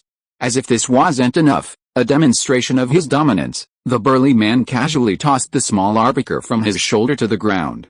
Then, crouching down with a playful smile, he reached out and lifted the Beedrill's twin needles, which had fallen to the ground after its defeat, like a knight's lance, and lifted them again, like a buyer selecting a desired item. He lifted and lifted, flipped and turned it over. It was as if the Beedrill before him wasn't a living, breathing Pokémon, but more like a lifeless toy, at the mercy of his will. Bang! Yu watched the scene with bloodshot eyes. A nearby tree, not very thick, collapsed with a thud, unable to withstand his furious punch. At that moment, Yu felt the touch so real, the pain so palpable, the tree's fall so real. But right now, he truly paid no attention. After a brief sensation, his attention shifted back to the nearby illusion. Just as the burly man was about to inspect the Beedrill further, the companions it had called out to before finally arrived. A swarm of Beedrills, armed with double needles like knights' lances, their thin wings humming like engines. Each Beedrill, with its fierce momentum, looked like a dark cloud blocking the sky against the sunlight. Points of light gradually vanished, replaced by shadows that enveloped the burly man. He was particularly struck by the sight of the Beedrill leaning against a tree, now incapable of combat. Furthermore, that despicable human seemed to be even engaging in the abhorrent and excessive act of whipping the corpse. The swarm of Beedrills couldn't help but seethe with rage. Their eyes glowed red as they descended in swarms, creating the illusion of flames dancing in the air. Startled by the sudden scene before him, the burly man quickly recovered from his surprise and licked his chapped lips. Greed clearly flashed in the burly man's eyes. After the initial shock subsided, only excitement remained. He no longer saw a swarm of Beedrills, instead, he saw a stream of small coins flying towards him, landing in his arms. Wow, ha ha ha. A pillow is a gift when you're sleepy. You know I'm a bit strapped for cash lately, yet you're all rushing to give me alliance coins. The burly man laughed recklessly, completely oblivious to the impending crisis. For an ordinary person, no matter how strong, facing such a swarm of Beedrills would send their scalp tingling and their hair standing on end. Some timid souls would even instinctively flee in fear, desperate to avoid them. But this Pokemon hunter was, to put it mildly, fearless. To put it bluntly, he was simply insane, or perhaps overly confident in himself and his Pokemon's abilities. But the burly man clearly gave the impression of both. Vara, use Sunblaze. After giving the sturdy flower his command, he pulled another Pokemon from his possession. He wasn't showing off this time, simply tossing the red and white Pokeball in his hand, and a massive, sturdy Pokemon suddenly appeared on the field. Teach them a lesson on Rumble Rock. Use Rockfall, Rumble Rock. As soon as Rumble Rock appeared on the field, it let out a powerful roar. Through the image projected in the illusion, you could clearly see the sound waves radiating outward from the Rumble Rock, and the surrounding dust was directly thrown outward. Several Beedrills, having rushed too far forward, were even sent flying backwards, crashing into their comrades following closely behind. If the Beedrills weren't so numerous and, due to their flight, they wouldn't dare to come too close to each other. So, while these incidents occurred, they were only a small fraction. Those Beedrills unaffected continued to brandish their needles, their eyes intensifying with a fiercer glare. Bang, bang, bang, following the roar, pebbles formed from the rumble stones and mercilessly pelted the Beedrill swarm. Oh my god. You can't judge a person by their appearance. I didn't expect that strong man to actually deploy rumble stones to stall for time, giving the tyrant flower time to charge its sun flame, instead of just blindly charging forward. Yu smacked his lips, watching the strong man's battle without blinking, hoping to learn of his weaknesses and shortcomings, thus providing more security for future actions. With the rumble stones blocking the way, the tyrant could now focus on gathering the energy needed for the sun flame. Furthermore, the pebbles formed from the rumble stones were hurled at the dense swarm of Beedrills, causing significant damage. In just a few moments, the remaining Beedrills had already flown around it, surrounding it. However, their subsequent attacks seemed to have no effect on the rumblestone at all. Every time their needles struck its rocky body, they were often deflected, unable to advance an inch. This was exactly what the strong man wanted to see, using the rumblestone to attract aggression and stop or delay the Beedrill swarm. Chapter 266 Picking Up a Giant Bee. At this moment, somewhere in some forest, somewhere, a scene like this happened. On a sunny lawn, a completely black ball was jumping up and down. If you didn't know, you would really think it was a ball, but you, who had watched the whole thing, knew full well that it was not a ball at all. Okay, but it was indeed a ball. It was just surrounded by a dense swarm of Beedrills, forming a ball. This was only the case for a Pokemon like Raiden, whose body was made entirely of rock. If it were a Pokemon like Pikachu, with thin skin and low HP, not to mention being surrounded by 3 layers inside and 3 layers outside, just being surrounded by 1 layer without attacking would probably at least scare it to death. After all, it was a Beedrill. A bee Pokemon, and a random prick from those thick needles would be terrible. Not to mention life-threatening, but at least your HUD would be covered in bruises. Big needles, the current setback, seemingly a vexing problem, completely enraged the Beedrills, who cried out in their distinctive voices. Finally, they abandoned their encirclement of Rumble Rock, as if frustrated by its rock-hard form. The Beedrills retreated like waves. But even so, Rumble Rock, resembling a massive rock, remained unmoved, its huddled head refusing even a glance at its surroundings. Behind Rumble Rock, the Queen Flower continued to gather the energy needed for Sun Blaze. Everything seemed to be returning to calm, but Yuyu's intuition told him that this would be the quiet before the storm. As expected, the next scene caused Yuyu to leap to his feet, completely disregarding his image, and yelling, "Oh my god! Is this a rain of pear blossoms or a shower of flowers?" Each missile needle, like a perfectly controlled cannonball, flew out with remarkable precision under the tacit control of the Beedrill swarm. The dense web of missile needles intertwined in the sky, creating a dense web. The overwhelming momentum was like a volley of arrows fired by countless soldiers in ancient human wars. This time, facing the insect-type missile True Skill, Rumblestone, which had huddled like a giant boulder, finally succumbed to the wave after wave of damage. Its limbs couldn't help but stretch out slightly, and its stone body couldn't help but tremble slightly. At this moment, Rumblestone was in extreme distress. It desperately wanted to dissolve its huddled boulder form, but without its master's order, it dared not act on its own, lest it suffer again come nightfall. Yu had keenly noticed this detail, but his gaze grew even colder. Oh. An evil organization is indeed an evil organization, let alone those inhumane Pokémon hunters. While he admitted there were friendly Pokémon hunters among the community, they were a minority. Therefore, Yuyu's abhorrence of those who harmed Pokémon organizations or people was deeply ingrained in him. Pikachu shuddered and sneezed involuntarily, rubbing its small paws against the fur on its arms to keep warm. "Divino, boss, what's wrong with you?" Ditto couldn't help but ask, observing Pikachu's strange behavior. Because prolonged transformation is extremely energy-consuming, Ditto also released his Alakazam state. "Pikachu, didn't you feel the sudden drop in temperature around you?" Pikachu asked, curiously yet knowingly. Rumblestone, a sudden scream rang out, drawing everyone's attention. Just like now, Rumblestone couldn't withstand the wave-like missiles. Its limbs and head retracted, resembling a giant stone turtle, looking utterly miserable. Even Rumblestone's stone form couldn't withstand the onslaught. Cracks appeared on its body, scars crisscrossed it, and even small pieces of stone fell in some places. This series of exchanges seemed to last an eternity. But it only took a few seconds. The sun blaze that Mario had built up didn't even have time to launch a rescue attack on Rumblestone. What a loser. Can't even withstand a mere missile needle, the burly man couldn't help but spit fiercely in Rumblebit's direction. For some reason, after sending Rumblebit out and giving the order to drop rocks, it stopped giving orders. Even when faced with the overwhelming onslaught of missiles, it simply curled up into a stone ball, leaving it there like a bar, allowing the missile needles to attack at will. At this moment, the burly man, Rumblebit's trainer, didn't even offer a word of concern. Ignoring Rumblebit's wails, he tucked it back into its Pokeball, acting as if he couldn't see it. HMPH. So noisy. It's finally much quieter now. Seeing the suddenly vanished target, the Beedrills, now free of resistance, launched another general attack. Valley, let these ants see your power. Unleash Sunblaze. Boom. A massive blast of air spread out in all directions, piercing the dense swarm of Beedrills that had been heading towards Valley. The blast even blew the Beedrills away like a massive dark cloud. The swarm of Beedrills scattered, each one falling from the air like a stream of dumplings. Wow, I'm going to make a killing from retweeting this. I'm going to make a fortune. I'm going to make a fortune. The burly man grinned at the scene before him. His unbridled laughter echoed through the forest, relentlessly. Even after Valley finished using Sunblaze, the burly man pulled out a massive sack from somewhere and stuffed it into Valley's arms.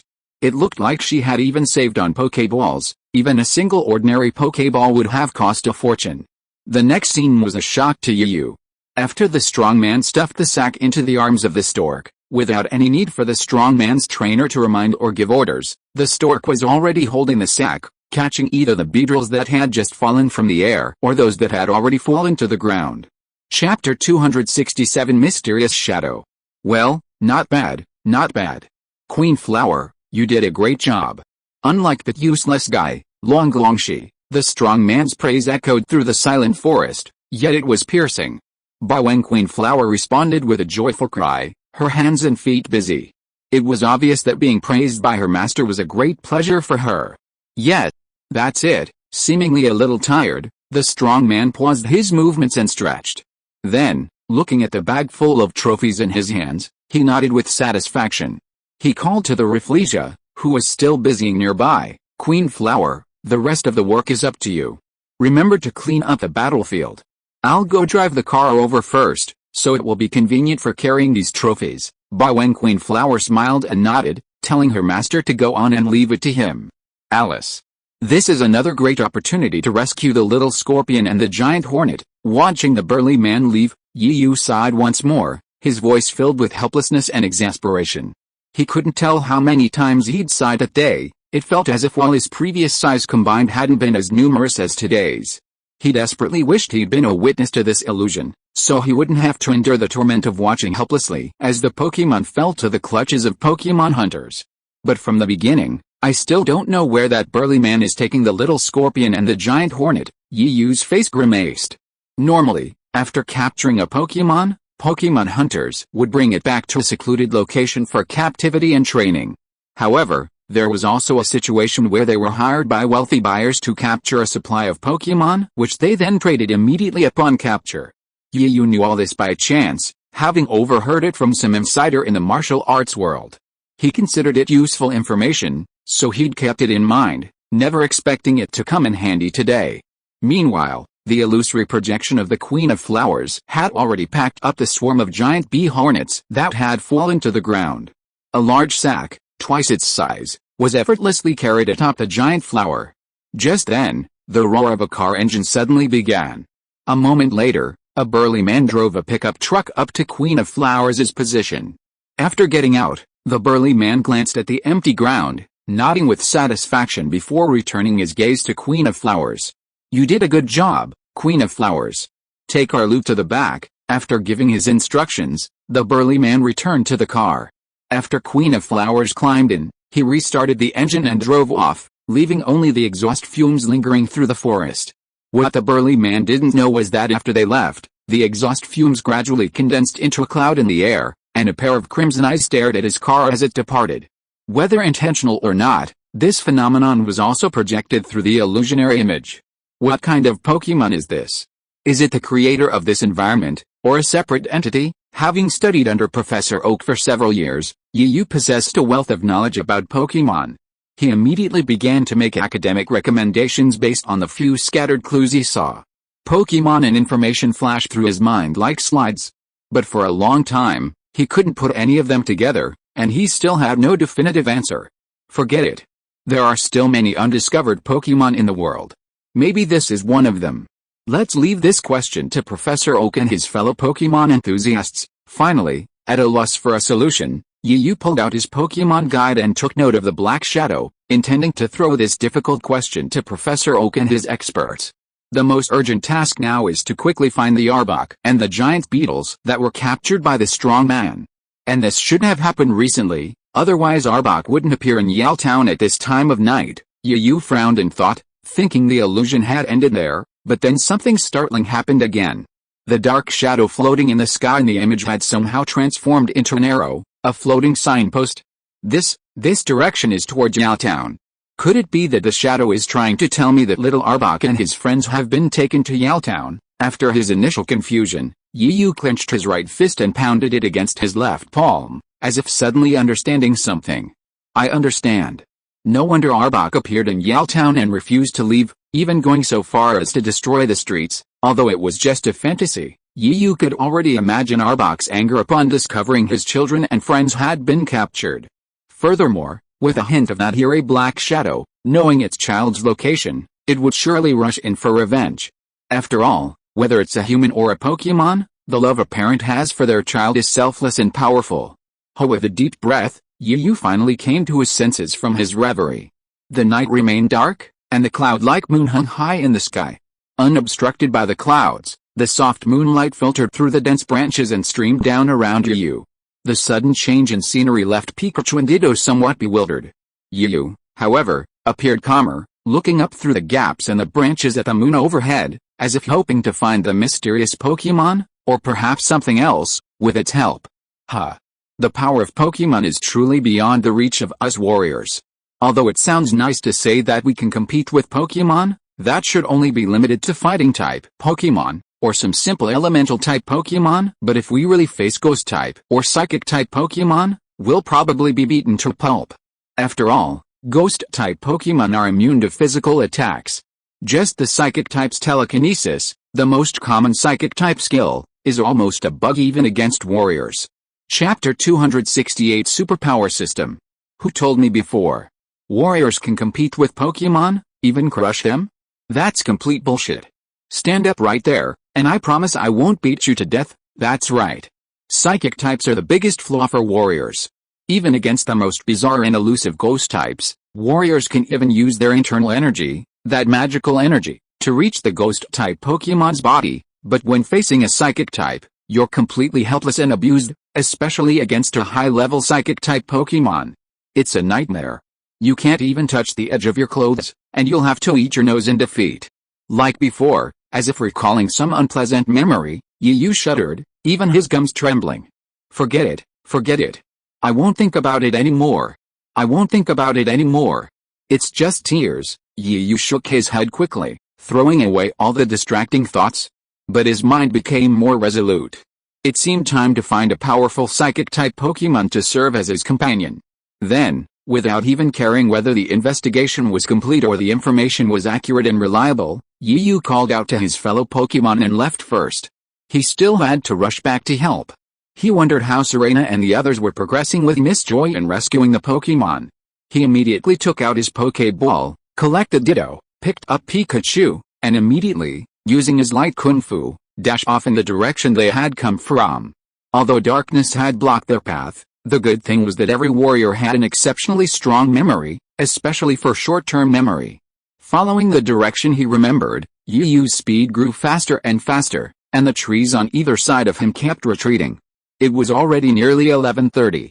The lights in many of the residential buildings in Yaletown had already dimmed, and the residents had already fallen asleep. But the lights in the Pokémon Center were still brightly lit. If it weren't for the explicit rule of silence, there would have been a constant commotion. Miss Joy, feeling a bit exhausted, stood around the Pokémon Center directing Chansey. Even Serena and Air were busy as hell. Xiaoxu, a Pokémon breeder in particular, knew how to care for Pokémon herself and occasionally sought advice from Yu on how to care for and treat Pokémon. She was now fully immersed in her work, becoming quite adept. To help Xiaoxu better master Pokémon treatment, Yu would hand her Pokémon to Xiaoxu after each battle, while he provided guidance. So tonight, unlike Serena and Air pushing the emergency stretcher, Xiaoxu was also a key player in Pokémon treatment, alongside Miss Joy. At that moment, the electronic Pokémon sensor gates suddenly swung open. At this moment, Miss Junxia was riding her police motorcycle and rushing in at lightning speed. Next to her was the Obey monster with circles in his eyes. Squeak, squeak, squeak, a sharp friction sound echoed, and with a handsome drift, the police three-wheeled motorcycle came to a steady stop in front of the emergency cart.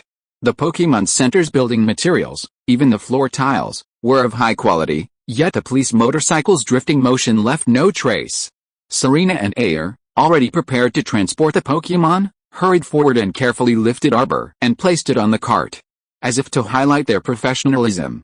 Both Serena and Air had changed into nurse uniforms identical to those worn by Miss Joy. In the Pokémon Center nurse uniforms, Serena and Air's already pretty faces became even more refined and elegant. Air's long, pink hair, already flowing freely over her shoulders, was tied into a bun, which accentuated her beauty and elegance. Perhaps because she had so much to do, Serena temporarily forgot the sadness of her failure during the Pokémon show. Her already delicate and innocent face, framed by her uniform, transformed from a girl next door into a sweet young woman. Hoo-hoo, after Serena and Air wheeled the Arbor to the emergency room, the brothers Yanrong and Yan Yi rushed back. Having rushed so quickly, they collapsed onto each other upon entering the Pokémon Center, panting heavily, their clothes drenched in sweat. Yanrong, in particular, was covered in dust from the Pokémon battle, and the sweat made him look even more shabby. As for why the brothers had to run back, it was because the police car that was supposed to take them back was suddenly called to an emergency, forcing the two helpless brothers to leave behind before their stunned gazes. On top of that, they were also worried about Arbok. After all, they had run all the way back from the outskirts of town, and their speed was only slightly slower than Miss Junxia's. Hey! Yanrong, what's wrong with you? Why are you so out of breath? Miss Juncha felt relieved when she saw Arbok being carried away for treatment. After talking to Miss Joy, she noticed Yanrong and his brother and walked over to tease them. Alice. It's because the police officer just now suddenly got some urgent matter. We can only walk back here by ourselves, Yanrong said weakly. But Miss Juncha could hear the resentment in his words. After hearing Yanrong's words, Miss Juncha felt a little embarrassed and scratched her head awkwardly. Just as she was about to say something, she saw Atsuki-sun, also wearing a Pokemon Center nurse uniform, walking towards Yanrong.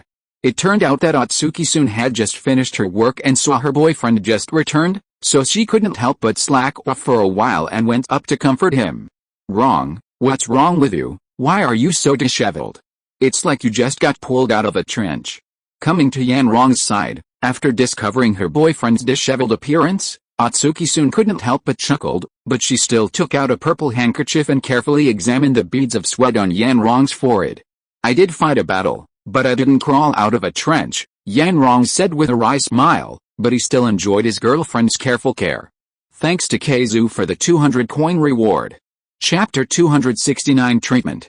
Watching his brother and Atsuki-sun's intimate display beside him, Yanya felt like 1,000 flaming horses were leaping through his chest, his mouth full of delicious, dry dog food. Hey, look at this. This is in public, and there's a multi-thousand-watt light bulb right next to us. Are you being so shameless? Yanya finally couldn't help but protest. And, Xiaoxin, this is so unfair. Why don't I get this treatment? I want it too. What are you talking about? Atsuki-sun couldn't help but blush at Yanya's childish complaints. She was so engrossed in the moment that she didn't even notice. Although it wasn't the first time, she couldn't help but sneer in embarrassment. As if genuinely embarrassed, Atsuki-sun quickly stopped wiping and handed the handkerchief to Yanrong. After all, besides Yan Yi, there was also a dedicated and impartial police officer, Miss Juncha, watching. How, Xia, just sit there and be envious and resentful. Besides, Xiaoxin is my girlfriend. If you want one, go find yourself one. Yanrong was furious at having his good time interrupted. He took the handkerchief that Daoxin handed him and began to wipe his face. This, humph.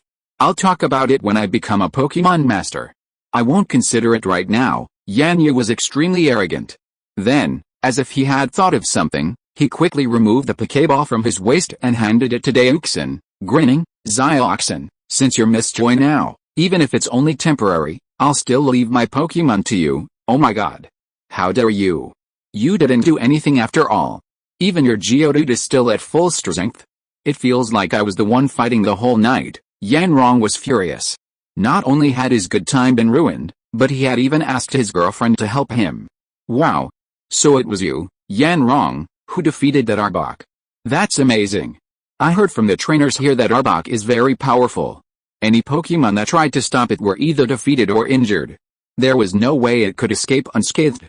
I didn't expect you to be able to win with just the 2 newly captured Pokemon, Golbat and Raiden. Atsuki-sun's eyes were full of stars, and she looked at her boyfriend with pride. If she hadn't been concerned about the public gazes, she would have wanted to kiss Yanrong to show her encouragement. Did she see that after Yanrong finished speaking, everyone around him cast admiring glances at him? Although Atsuki-sun felt a little embarrassed and shy at these glances, her vanity was indeed greatly satisfied. After all, which girl doesn't want her boyfriend to be praised and admired? Well, that's not the case. Actually, I was just trying to steal someone's life. After all, Arbok had already fought many Pokemon before me, and the wanton destruction consumed his energy. Yanrong scratched his head a little embarrassedly, not taking all the credit. He was very self-aware. As he said, if it was you who went this time instead of him, he probably wouldn't have been able to take advantage of this trouble. Seeing that Atsuki-sun still seemed a little unconvinced, Yanrong didn't want to be misunderstood, so he turned his gaze to Miss Juncha, who was watching them with interest. And if I'm not mistaken, before I went to fight arachnophobia, there should have been another Pokemon of a higher level who had a trembling battle with arachnophobia. Although it ended in defeat, arachnophobia was also seriously damaged. And that Pokemon should be a Pokemon like Growlithe or Arcanine that you police officers usually have. Yanrong also spoke out his earliest speculation at this time, looking at Miss Juncha with a sharp gaze as if waiting for her answer, as if hoping to see if his speculation was correct. Yes. Yanrong, What you said is alright, but you probably guessed wrong about one thing. We didn't send out just one girl at Miss Junsha sighed melancholy, and under Atsuki-sun's astonished gaze, she took out 6 Pokeballs from the police bag on her waist and handed them to Atsuki-sun. Alice. I didn't expect so many Pokemon to be injured tonight due to the Arbok incident. I had originally planned to wait for Joey to come out, then personally hand the Growlithes over to Joey for special care. But now it seems I'll have to leave them to you. Miss Junsha sighed again. She had originally hoped to use her police officer status to avail herself of privileges, but now she'll probably just have to wait in line. This isn't to say Miss Junsha is using her police position to pressure others or gain backdoor access. The dynamics between Joey's nursing family and Junsha's police family are a tacitly accepted privilege, even among the public. It's just that nothing is said publicly, and nothing will be said. After all, as police officers maintaining local order, how can they be without Pokemon? Besides treating more seriously ill Pokemon first, the Pokemon that first attend to the police aren't simply their own. It's because every police officer's Pokemon, like the officer themselves, fights on the front lines. Treating the police as Pokemon first had the added benefit of allowing them to recover quickly and return to their duties with the police. Really? I wouldn't have come if I'd known. As Atsuki-sun stared in amazement once again, Yanrong, somewhat embarrassed, took out 2 Pokeballs and handed them to his girlfriend.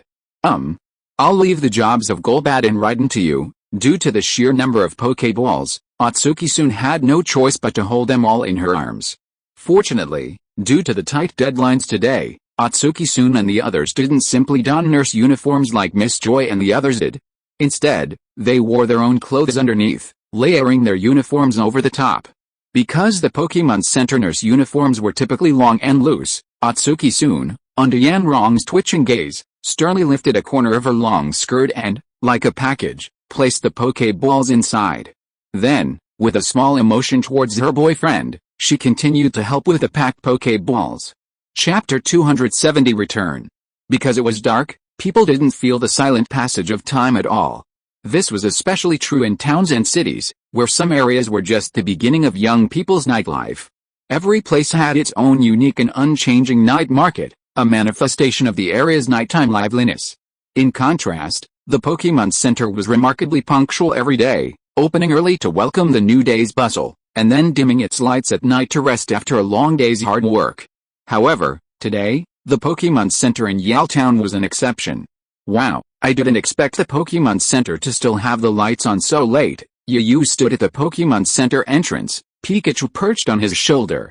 He looked at the brightly lit and bustling Pokemon Center, his expression grave. It seems the situation is still a bit grim. After pausing for a moment, Yu headed towards the Pokemon Center's main entrance. Inside the Pokemon Center, after a short rest, the brothers Yanrong and Yanyu joined the crowd to help.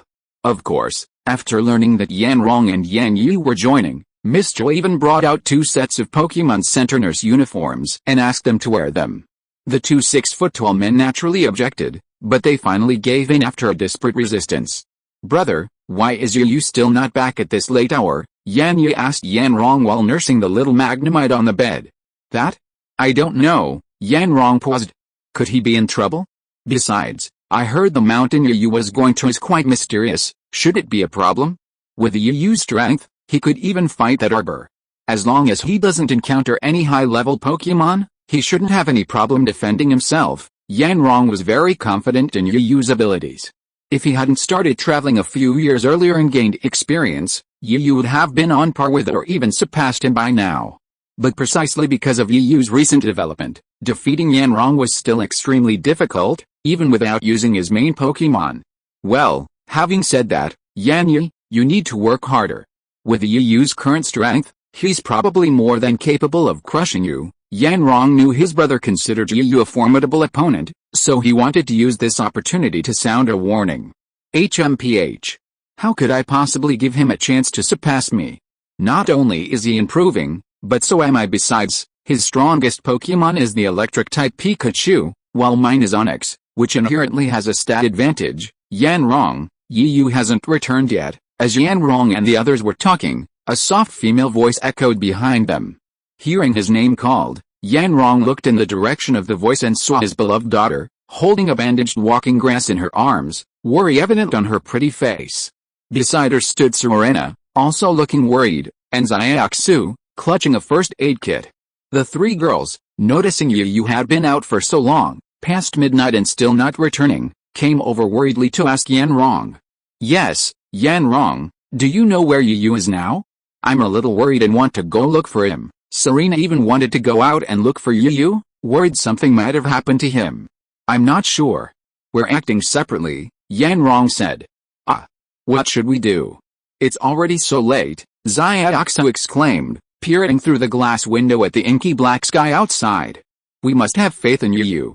Yu is incredibly powerful, and with the help of Pichu and the others, I believe you can do it. Serena, however, calmed down a bit and comforted Xiaoxu and Air. For some reason, Serena had a blind confidence in Yu, as if nothing could stump him. Hey, are you talking about us? A sudden voice from behind startled everyone. Due to the sheer number of injured Pokémon, the Pokémon Center's wards were completely empty, and only the most seriously injured were admitted.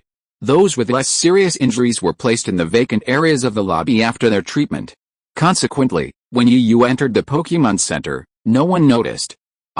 Yu, you're back, Serena, the first cockroach to react, exclaimed in delight. If it weren't for the other people around and her shyness, she would have almost thrown herself into Yu's arms. Even so, her large, watery eyes blinked at Yu intently, trying to discern if he was injured. Yu, you're back. If you hadn't come back soon, Serena would have been eager to find you, Air said jokingly, her concern betraying her. Air, you, Serena's already rosy cheeks, now flushed with tears, felt as if they were about to burst. She stamped her foot in embarrassment, but couldn't bear to leave. How is it going?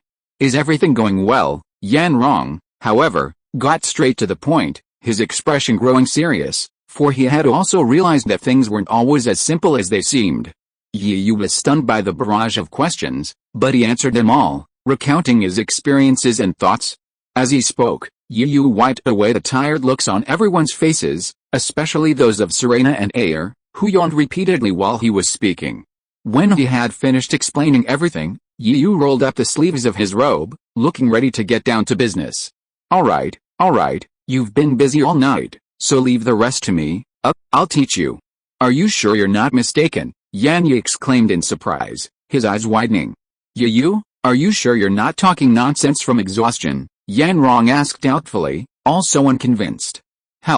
Human, put away your surprised look. What's the problem? Yu tilted his head 45 degrees, staring at the ceiling chandelier. If you are listening to this novel on a channel other than Fanfic World, it means it was downloaded and re-uploaded without effort. We warmly invite you to visit our channel, Fanfic World. There you will find the original version of this story and many other novels of various genres. We look forward to seeing you dive into a world of incredible novels. Chapter 271 Questioning. No, I'm just surprised. Yu, do you know how to heal Pokémon? Don't let me teach you about Pokémon, and it might just make it worse. Yan was full of disbelief. While his words were a bit harsh, they were also relatively true. You, hearing someone actually question his medical skills, Yu, a hot-tempered man, couldn't hold it in any longer. He was about to say something to prove he wasn't bragging, but Serena interrupted him, saying, Don't disbelieve me. Yu is a very capable doctor, both in treating Pokémon and treating people. He's a master. Miss Joy from another place has asked him for help several times.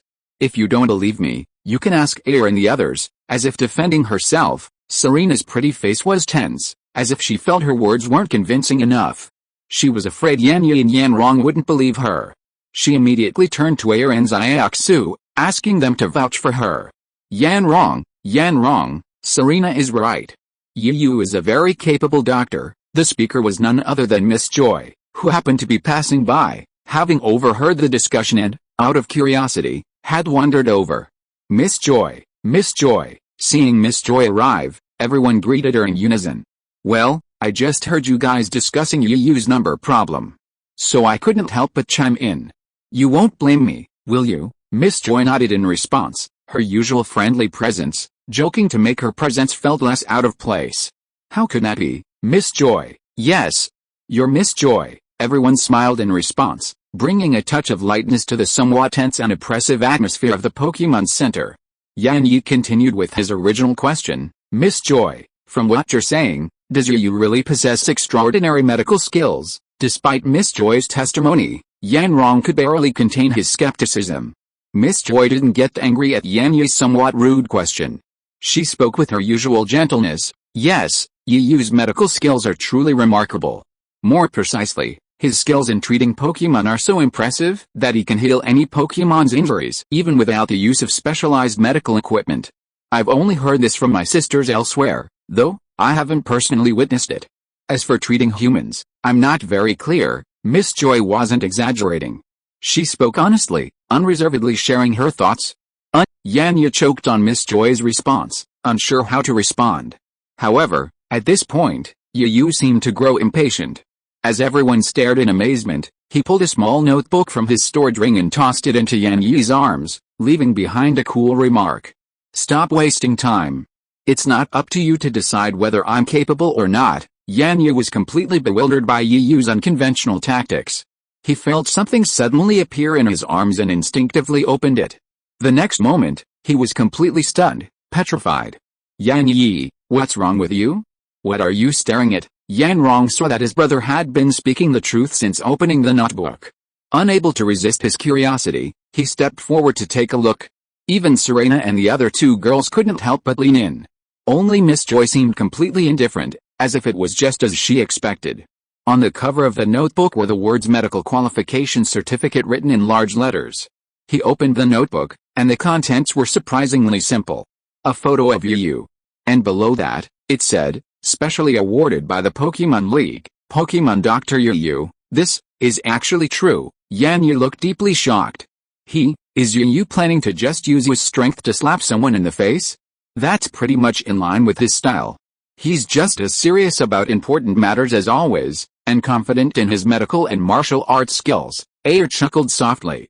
Serena seemed much happier, making a V sign to the Yan Rong brothers and raising her chin proudly. I told you, Yu's medical skills are incredible. Now you believe it, don't you? Of course, he's not just good with Pokemon.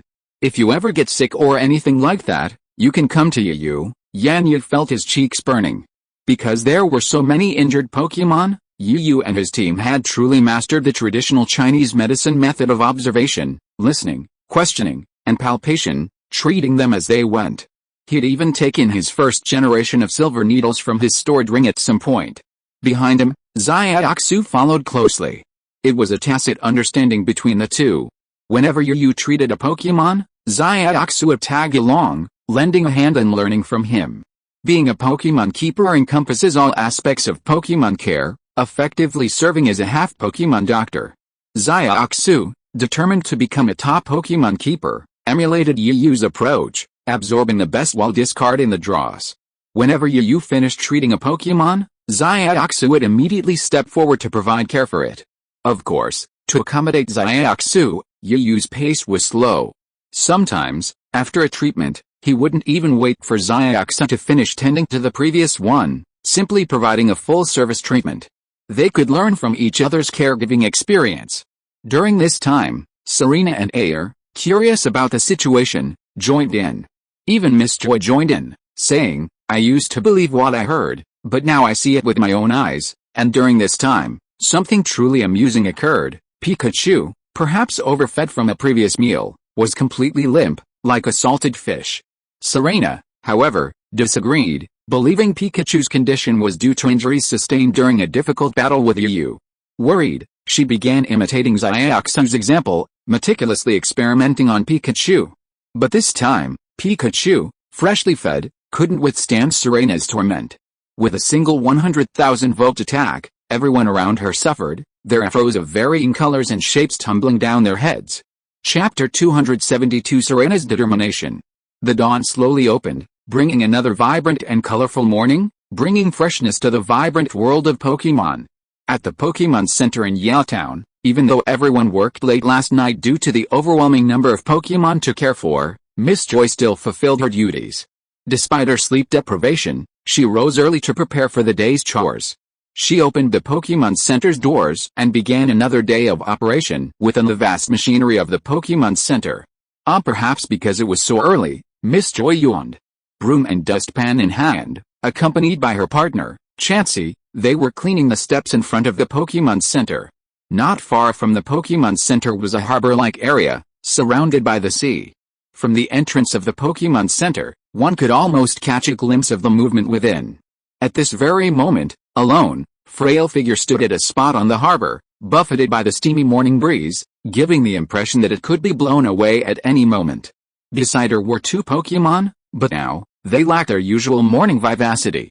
They gazed at their master with concern, wanting to offer words of comfort, but as Pokémon, they couldn't communicate with humans. "Hey, why is there someone over there? Someone got up earlier than me. Who is she?" Miss Joy rubbed her sleepy eyes, forcing her beautiful eyes open wide, and gazed towards the figure. As for the two Pokémon, their small size had been ignored by her. However, Miss Joy didn't know that she wasn't the only one who noticed the figure. Yu, who had made a habit of waking up early for martial arts practice, had also risen early, but today, unusually, he wasn't accompanying the Pikachus for their usual morning exercises and meditation. His gaze was directed in the same direction as Miss Joy's, fixed intently on the figure, fearing she might do something foolish. However, Yu had no intention of rushing forward. After instructing Pikachu and the other Pokémon to train on their own, he quietly approached and stood not far from the figure, concealing himself. Unlike Miss Joy, who was yawning profusely and had dark circles under her eyes, Yu had been busy all night and had risen early, leaving him with little rest. However, as a martial artist, he could go a day or two without rest, not to mention his current Grandmaster level. Even a single night wouldn't have affected him in the slightest. Meanwhile, on a road not far from the port, a luxury stretch sedan was parked. The rear window was down, revealing a woman with ring hair and sunglasses. The woman stared at the figure silently, her weathered eyes, even through the sunglasses, giving off a sense of direct, unreserved gaze. She had originally planned to leave as soon as possible, but as she passed by, she was drawn to the sound not far away, and a look of unknown meaning flickered in her eyes. The figure, being watched by three gazes, was unaware that her every move was being observed. She looked deeply depressed, her bright eyes gazing at the sea ahead, filled with sorrow. A long-winged gull flew low over the sea, then suddenly soared into the air, its movements appearing so natural and fluid. Furthermore, the lively Magikarp leaped from the water in front of her, reflecting the afterglow of the morning sun. This scene of rebirth evoked a beautiful image of nature and harmony, one that could easily immerse oneself in it, forgetting all worldly worries. But the girl didn't seem to be absorbed in the moment. She turned her gaze from the distant sea and looked down at the Pokémon standing on either side of her. "Firefly, Eevee, what do you think? Am I really not cut out to be a Pokémon performer? Am I really that stupid? I can't do anything well." Firefly Eevee. The two Pokémon looked up at their master, who was looking down in sorrow, and called out softly, each nudging their master's legs. Tick-tick. Seeing two drops of water suddenly fall to the floor, Firefly was stunned. She looked up at the sky, thinking it was rain. But when she looked in the direction of the falling water, she realized that these two raindrops were actually created by her master. Crystal clear tears rolled down Serena's cheeks, hitting the dry ground with tiny splashes. Both Pokémon were stunned at this moment, unsure of what to do. It seemed as if their master's emotions had already affected them. At that moment, they desperately wanted to shed the same sorrowful tears as their master, but they couldn't. They had to comfort their master and cheer him up. Tears fell one by one, first silently, then soft sobs. Serena seemed deeply subdued, afraid to make a sound to avoid being noticed. Perhaps it was because she didn't understand the two Pokémon's soothing words, or perhaps it was simply ineffective. Serena slowly lowered herself to a squat position, finally settling into duck position on the cold floor. Tears had already blurred her vision, but she kept reaching out her clenched fists, wiping away tears as she cried. From a distance, Yu looked at the frail figure, a wave of pity rising in his face. He longed to rush over and embrace her, offering her comfort. But reason controlled him, preventing him from rushing in. He knew no one could help Serena in this situation, she had to overcome it on her own. After crying for a while, only dry tear marks remained on Serena's cheeks. It was as if she had finally come to a conclusion, or perhaps she was tired of crying. As if her resolve had been resolute, Serena, under the stunned gazes of the crowd, set down her backpack and retrieved a pair of scissors from her small toolbox. Taking a deep breath, Serena, under the worried gazes of fiendish and Eevee, stood up again, braving the slightly damp morning breeze. Perhaps because she had just gotten up, Serena wasn't wearing her little hat, her hair was loose, swaying freely in the breeze. Chapter 273 The Changing Serena. Serena held a tailor's scissors upright before her eyes, staring at them for a long moment, letting the wind ruffle her hair. Even the blunt scissors, in Serena's hands, seemed to possess a sense of oneness, a kind of aura. She exhaled deeply, as if she had truly made up her mind, yet also as if she had let go of something. Strands of her brown hair fluttered freely in the wind, unlike before, when, no matter how hard the wind blew, her hair remained fixed in place. This time, the wind gradually blew more and more strands, forming clumps, like wandering dandelions, carried far and wide. It was 9 o'clock in the morning. Perhaps because they'd worked so late the previous night, everyone was up late. Even Xiaoxu, always an early riser who prepared delicious meals for everyone, was now slumping in. Because there were a lot of vacancies for Pokémon, Yiyu, Serena, and the other 3 girls were all living separately, each in their own room. Good morning, Xiaoxu. I didn't expect you to be up so late today. Already dressed, yawned as she pushed open the door. Beside her was a lazy-looking fiery fox. Coincidentally, the door to the room across from her was also open. After a night's rest, Xiaoxu, despite also waking up late, had regained her energy, cradling Vulpix in her arms. Seeing greet her, Xiaoxu said a little embarrassedly, "Yes, I really got up late this time. But you should be up very early as usual. How's your rest, I've rested enough. As for you, you're right. I just looked down from the window and saw Pikachu and the others already starting special training." Smiled slightly, then as if she remembered something, she gave a malicious smile and pointed to the door of the next room. "But it seems we're not the last ones." "You mean Serena? She must have been busy yesterday. Let her rest a little. Let's go have breakfast now and see if Miss Joy needs any help. If not, we'll set off for our next destination, Pokémon Center Restaurant."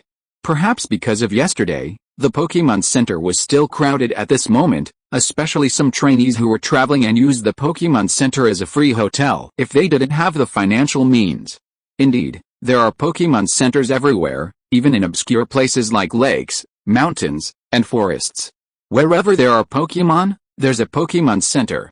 At the front desk, Miss Joy, though still tired, wore a professional smile. "Good morning, Xiaoxu. Did you have breakfast? How was your rest yesterday?" "Good morning, Miss Joy." "Good morning, Miss Joy. We just had breakfast, thanks to you. We all got a good rest." "Is that so? That's reassuring. Otherwise, I'd feel guilty. After all, you helped me so much yesterday." Miss Joy chuckled. "Haha, Miss Joy, don't say that. That's what we're supposed to do." Xiaoxu smiled back. It's as if just chatting with Miss Joy makes people relax and feel like they were in a spring breeze. This is part of the unique charm of Miss Joy and her colleagues. But think about it, Miss Joy's job involves interacting with all kinds of people and Pokémon almost every day. It's a unique skill. "Excuse me. Are Atsuki-sun and the others up yet?" Miss Joy blinked her beautiful eyes. "Not really. They're probably just too tired. But Yu was up even earlier than me. He was the one who opened the Pokémon Center for me. I even wondered if he even slept." "You're talking about him. That's normal. It would be abnormal if he didn't get up early and stayed in bed," said.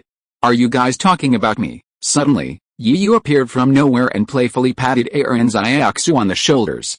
And Xiaoxu screamed in fear, but once they saw who was behind the mischievous hand, they calmed down. Patted his chest and gave Yu a sullen look. "Yu, are you ghastly? Why are you always so silent when you walk? Especially when I mention you, you suddenly appear. Is that some kind of superpower?" "Haha, sorry. Yu scratched his head. Pikachu stood on his shoulder, and a group of Pokémon followed behind him. "Yu, you're just in time. Let's talk about it. After Serena wakes up and finishes breakfast, we'll head to our next destination. I've already obtained 3 princess keys, so only you and Serena are left." And I just, Paddle who was still talking, suddenly felt a sudden weight on her body, a soft mass pressing down on her. When she finally realized what was happening, she heard the crisp, energetic voice of a young girl. "What are you guys talking about?" "Ah. Serena, Why are you like you? You showed up out of nowhere and startled me. Believe it or not, if you keep hitting me like that, I'll have a heart attack and I'll probably be relying on you for the rest of my life. Air rolled her eyes in annoyance and pulled Serena off her. Serena, what's wrong with you? Seeing Serena's long, flowing, coffee-colored hair suddenly cropped short, and even her outfit changed, the girls were stunned for a moment, not knowing what to say. They looked at each other. Yu, on the other hand, remained calm, looking at Serena with an ambiguous look in his eyes. Serena spun in a circle, then clasped her hands behind her back and smiled sweetly. It's nothing. I just suddenly felt like it was time for a change of mood. How does it look? Seeing that everyone was still in shock, Serena continued. Yeah, it looks good. Serena looks great in this outfit today. Yu was the first to come back to his senses from his previous astonishment, and said something that the other girls couldn't believe. Chapter 274 Arrival at Aromatherapy City. I knew it. Ignoring the other's surprised expressions, Serena's smile widened. Then, like a magic trick, she pulled out a different little hat from behind her and put it on her head. Her smile, which had been on her face, turned serious. Everyone. I've decided. I must become an excellent Pokémon performer. No matter what I face from now on, I will never give up or retreat again. Yeah, come on, Serena, Yu said. Everyone, cheer each other on. Pursue our dreams and goals. Xiaoxu seemed deeply moved, her momentum no less than Serena's. Then, Air extended her right hand and placed it flat in front of everyone, her eyes scanning each one with anticipation. Seeing this, everyone smiled in unison, spontaneously gathering in a circle, extending their right hands and placing them on the back of the hand of the person below them. As if to join in the excitement, or perhaps to be infected by the atmosphere. Pikachu, now exhausted from his training, flexed like a nimble, long-tailed monster. With one hand, he grasped Yu's clothes, like a monkey grasping the moon, while his other small hand rested on the back of Xiaoxu's hand. Pikachu, his quick eyes swept over the people staring at him in astonishment, and he let out a few shy cries, as if to say he wanted to join in. Haha Pucci, everyone burst into laughter. As if inspired, Serena picked up the nearby Firefox, while Xiaoxu and Air also sent out their own starter Pokémon, Firefox and Vulpix, respectively. The three Pokémon that followed him also imitated Pikachu, extending their claws and stacking up one after another. For our future goals and ideals, let us work even harder, Xiaoxu spoke, her words as if they were deeply moving. Come on, come on, come on, everyone echoed, pressing their hands down firmly. It was a picture of youthful energy, symbolizing the beginning of a new day. It was also the start of another journey to pursue their dreams. By the way, Air, didn't you seem to be about to say something? Yu suddenly asked. Air slapped her head in frustration. Look at my head. I forgot even without you reminding me. I just heard from my teacher that the so-called 3-Views satellite tournament isn't the final competition, it's just the preliminaries. There's an even more intense Masters and Advanced tournament after it, so, doesn't that mean I still have a chance? Serena exclaimed happily. Yes, Serena, let's work hard together. Yeah, then what are we waiting for? Let's get going. Wait for us. What's going on down there? Why is it so noisy? From a dimly lit room in the Pokémon Center, Yan Yi's unhappy complaints suddenly echoed. Time slipped away quietly as Yu and his companions hurried on their way. That day, as the sun was about to set, illuminated by the crimson afterglow of the sunset, Yu and his companions finally appeared in Aromatherapy City. They quickly entered Aromatherapy City.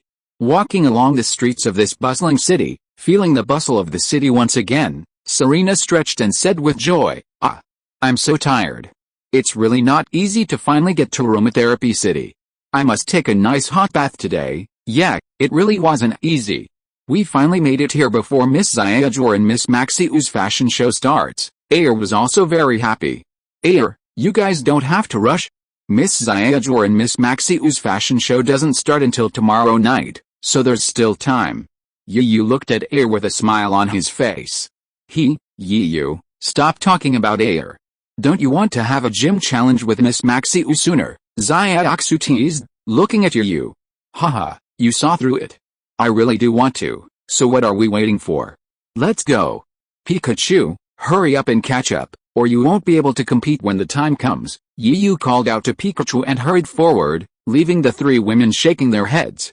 Hey, Xiaoxu, why didn't you remind Yu? Because of the fashion show tomorrow night, the aromatherapy gym will be closed for a few days. They'll be used for stage setup, Air asked curiously, but the smirk on her face was clear. I was just about to remind him, but he disappeared a moment ago, Xiaoxu said innocently. Air, why do you seem so gloating? It feels like you're doing it on purpose. Serena glanced at Air. That's not the case. Forget it, forget about him. Let's go to the Pokémon Center first, and then go shopping together after dinner. If Yu finds that he can't challenge it, he should come back to the Pokémon Center to find us. Air took Serena and Xiaoxu in each hand and ran towards the Pokémon Center. Time quickly arrived, and it was dinner time at 6 o'clock in the evening. When Air and her friends finished showering and changing clothes and were about to go out to eat together, they ran into Yu, who was looking dejected with Pikachu. Hey, Yu, how come your gym challenge was over so quickly? Shouldn't it take an hour? Air asked knowingly. Yu was confused, assuming Air didn't know the aromatherapy gym was closed for the next few days. He found a couch and waited for Pikachu to hop off before he plopped down and let out a comfortable groan. Honestly, it's hard to put it into words. This is so unlucky. We went to challenge the gym, but it's just closed. The notice outside seems to say it'll reopen after the fashion show tomorrow night. Oh, that's even happening, Xiaoxu exclaimed in a rare moment of annoyance. That's right. How irresponsible. How can a gym trainer just close it and then just shut it down? Serena, I've been looking forward to it for so long, Yu muttered, somewhat indignantly, upon hearing someone share his sentiments. Air, Serena, and the others listened quietly, but their expressions grew strange, as if they wanted to laugh but couldn't. So you've got a serious grudge against that gym trainer. Chapter 275 The Arrival of Xiaozhi and Xiaoguang. Isn't that right? Not only did I wait all this time for nothing, but I haven't even eaten yet. Now I'm starving. If I get to battle her later, I'll definitely, Yu answered instinctively, his eyes scanning for the person asking the question, but his neck froze mid-sentence. He saw a beautiful face, half smiling. She wore headphones with two long straps dangling down her body. She was dressed in a leather jacket, leather pants, and high heels, looking incredibly stylish and beautiful. Beside her was a tiny, floating Pokémon. Yu happened to recognize that Pokémon. Its petite, fish-like body floated in the air, faintly swirling with darks of electricity. It looked like Mama Fish. The next moment, a scream rang out. As if witnessing something terrifying, Yu leaped back in shock, leaping over the sofa and eyeing the approaching figure warily. As the distance widened, Yu realized that there was another girl standing next to the one he had met. However, this girl looked strange to Yu. It wasn't her appearance, on the contrary, her looks were comparable to those of the girl in Air. What surprised Yu the most was her attire. Following Yu's gaze, he saw that the girl was wearing something resembling a kimono. However, unlike ordinary kimonos, the cuffs of hers widened outward, resembling a pair of giant butterfly wings, predominantly pink. She wore pants resembling stockings, and a pair of very thick, high heels. Yu didn't know how to describe it. Her first impression was that of a giant green butterfly. What? Are you surprised to see us? Xiaozhi asked with a smile. As Xiaozhi spoke, Yu finally realized what was happening. His expression of surprise turned to confusion. If it's not you, then who is it? Do we know each other, huh? Xiaozhi froze, her beautiful eyes wide. The woman next to her was like that too. Even Serena and the other three looked at each other. The situation was extremely awkward. Especially for the two protagonists at the center of the incident. Yu felt nothing, but Xiaozhi felt like mercrows were flying overhead, her smooth, white forehead wrinkled into a cross. He doesn't recognize me? How could he not recognize someone? Xiaozhi screamed in her heart, but her expression remained frozen. Yu couldn't really be blamed. He had been in such a hurry to help Xiaozhi retrieve the necklace, and when he returned it later, he was in a hurry and only glanced at her briefly, treating her like a stranger. Therefore, Yu had no memory of her. PFFD Xiaozhi, is this the person you want to meet? Seeing how embarrassed she was, the girl next to her couldn't help but cover her mouth and laugh. Seeing that the situation was not right, Serena hurried forward and pulled Yu's sleeve, came to Xiaozhi and introduced herself. After the mutual introductions, Yu had already thrown away the embarrassment in his heart just now, and looked at the two beauties opposite with a burning gaze, which was a burning fire of fighting spirit. So you are Miss Zhao Jur, the gym trainer of Unova Raven Gym, and you are the gym trainer of Aromatherapy Gym. Miss My Xiu, Zhao Jur and My Xiu both nodded, and were a little surprised by Yu Yu's sudden change of attitude. Seeing a positive response, Yu Yu became even more excited. Then please have a Pokemon battle with me. Especially Miss Maxiu. My purpose in coming to Aromatherapy City is to defeat you and obtain the Aromatherapy Gym's gym badge. This, what had Maxiu just said? Air stepped forward and said, alright, we'll talk about the Pokemon battle later. Maxiu and Xiaojur came all the way here to escort us. There should at least be a first come, first served order, right? Hey, Yu, Air is right. And you just rush back in such a hurry. Go take a nice hot shower first. Serena, you're all sweaty. Without giving Yu a chance to retort, Serena rushed up behind him and pushed him towards the guest room. Hey, Pika. I'm not finished yet. Wait. Watching Yu being escorted away, Xiaojur's frustration remained undimmed. How could he not recognize me? It's only been a few days, and he's already forgot me. I'm so dazzled. Little Jur was visibly excited. Pikachu's sudden cry caught Little Jur's attention. After all this time, Pikachu, you're still so dazzling. Little Jur swiftly picked up Pikachu, who was about to follow, and hugged him, rubbing her cheek against his. Pikachu, I knew you'd still remember me, right?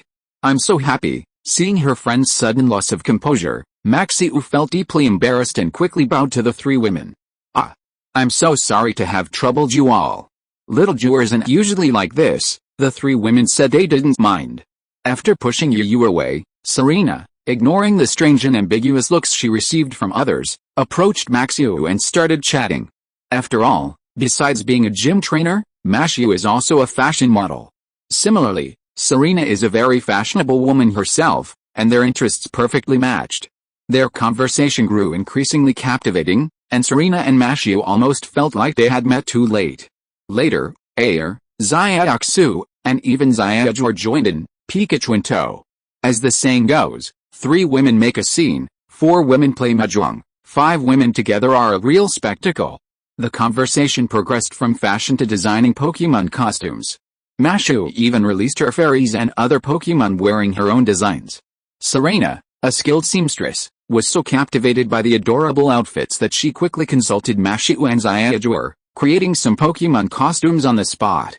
Pikachu was left alone, crawling there, waiting for his master's return, filled with regret. Today is New Year's Eve. Happy New Year everyone. End of this chapter. Thank you so much for reading until the end. Don't forget to give it a like. Looking for more exclusive content and immediate access? Subscribe to our Patreon. Remember, every like, subscription or donation encourages us to continue. Thank you all. See you in the next video.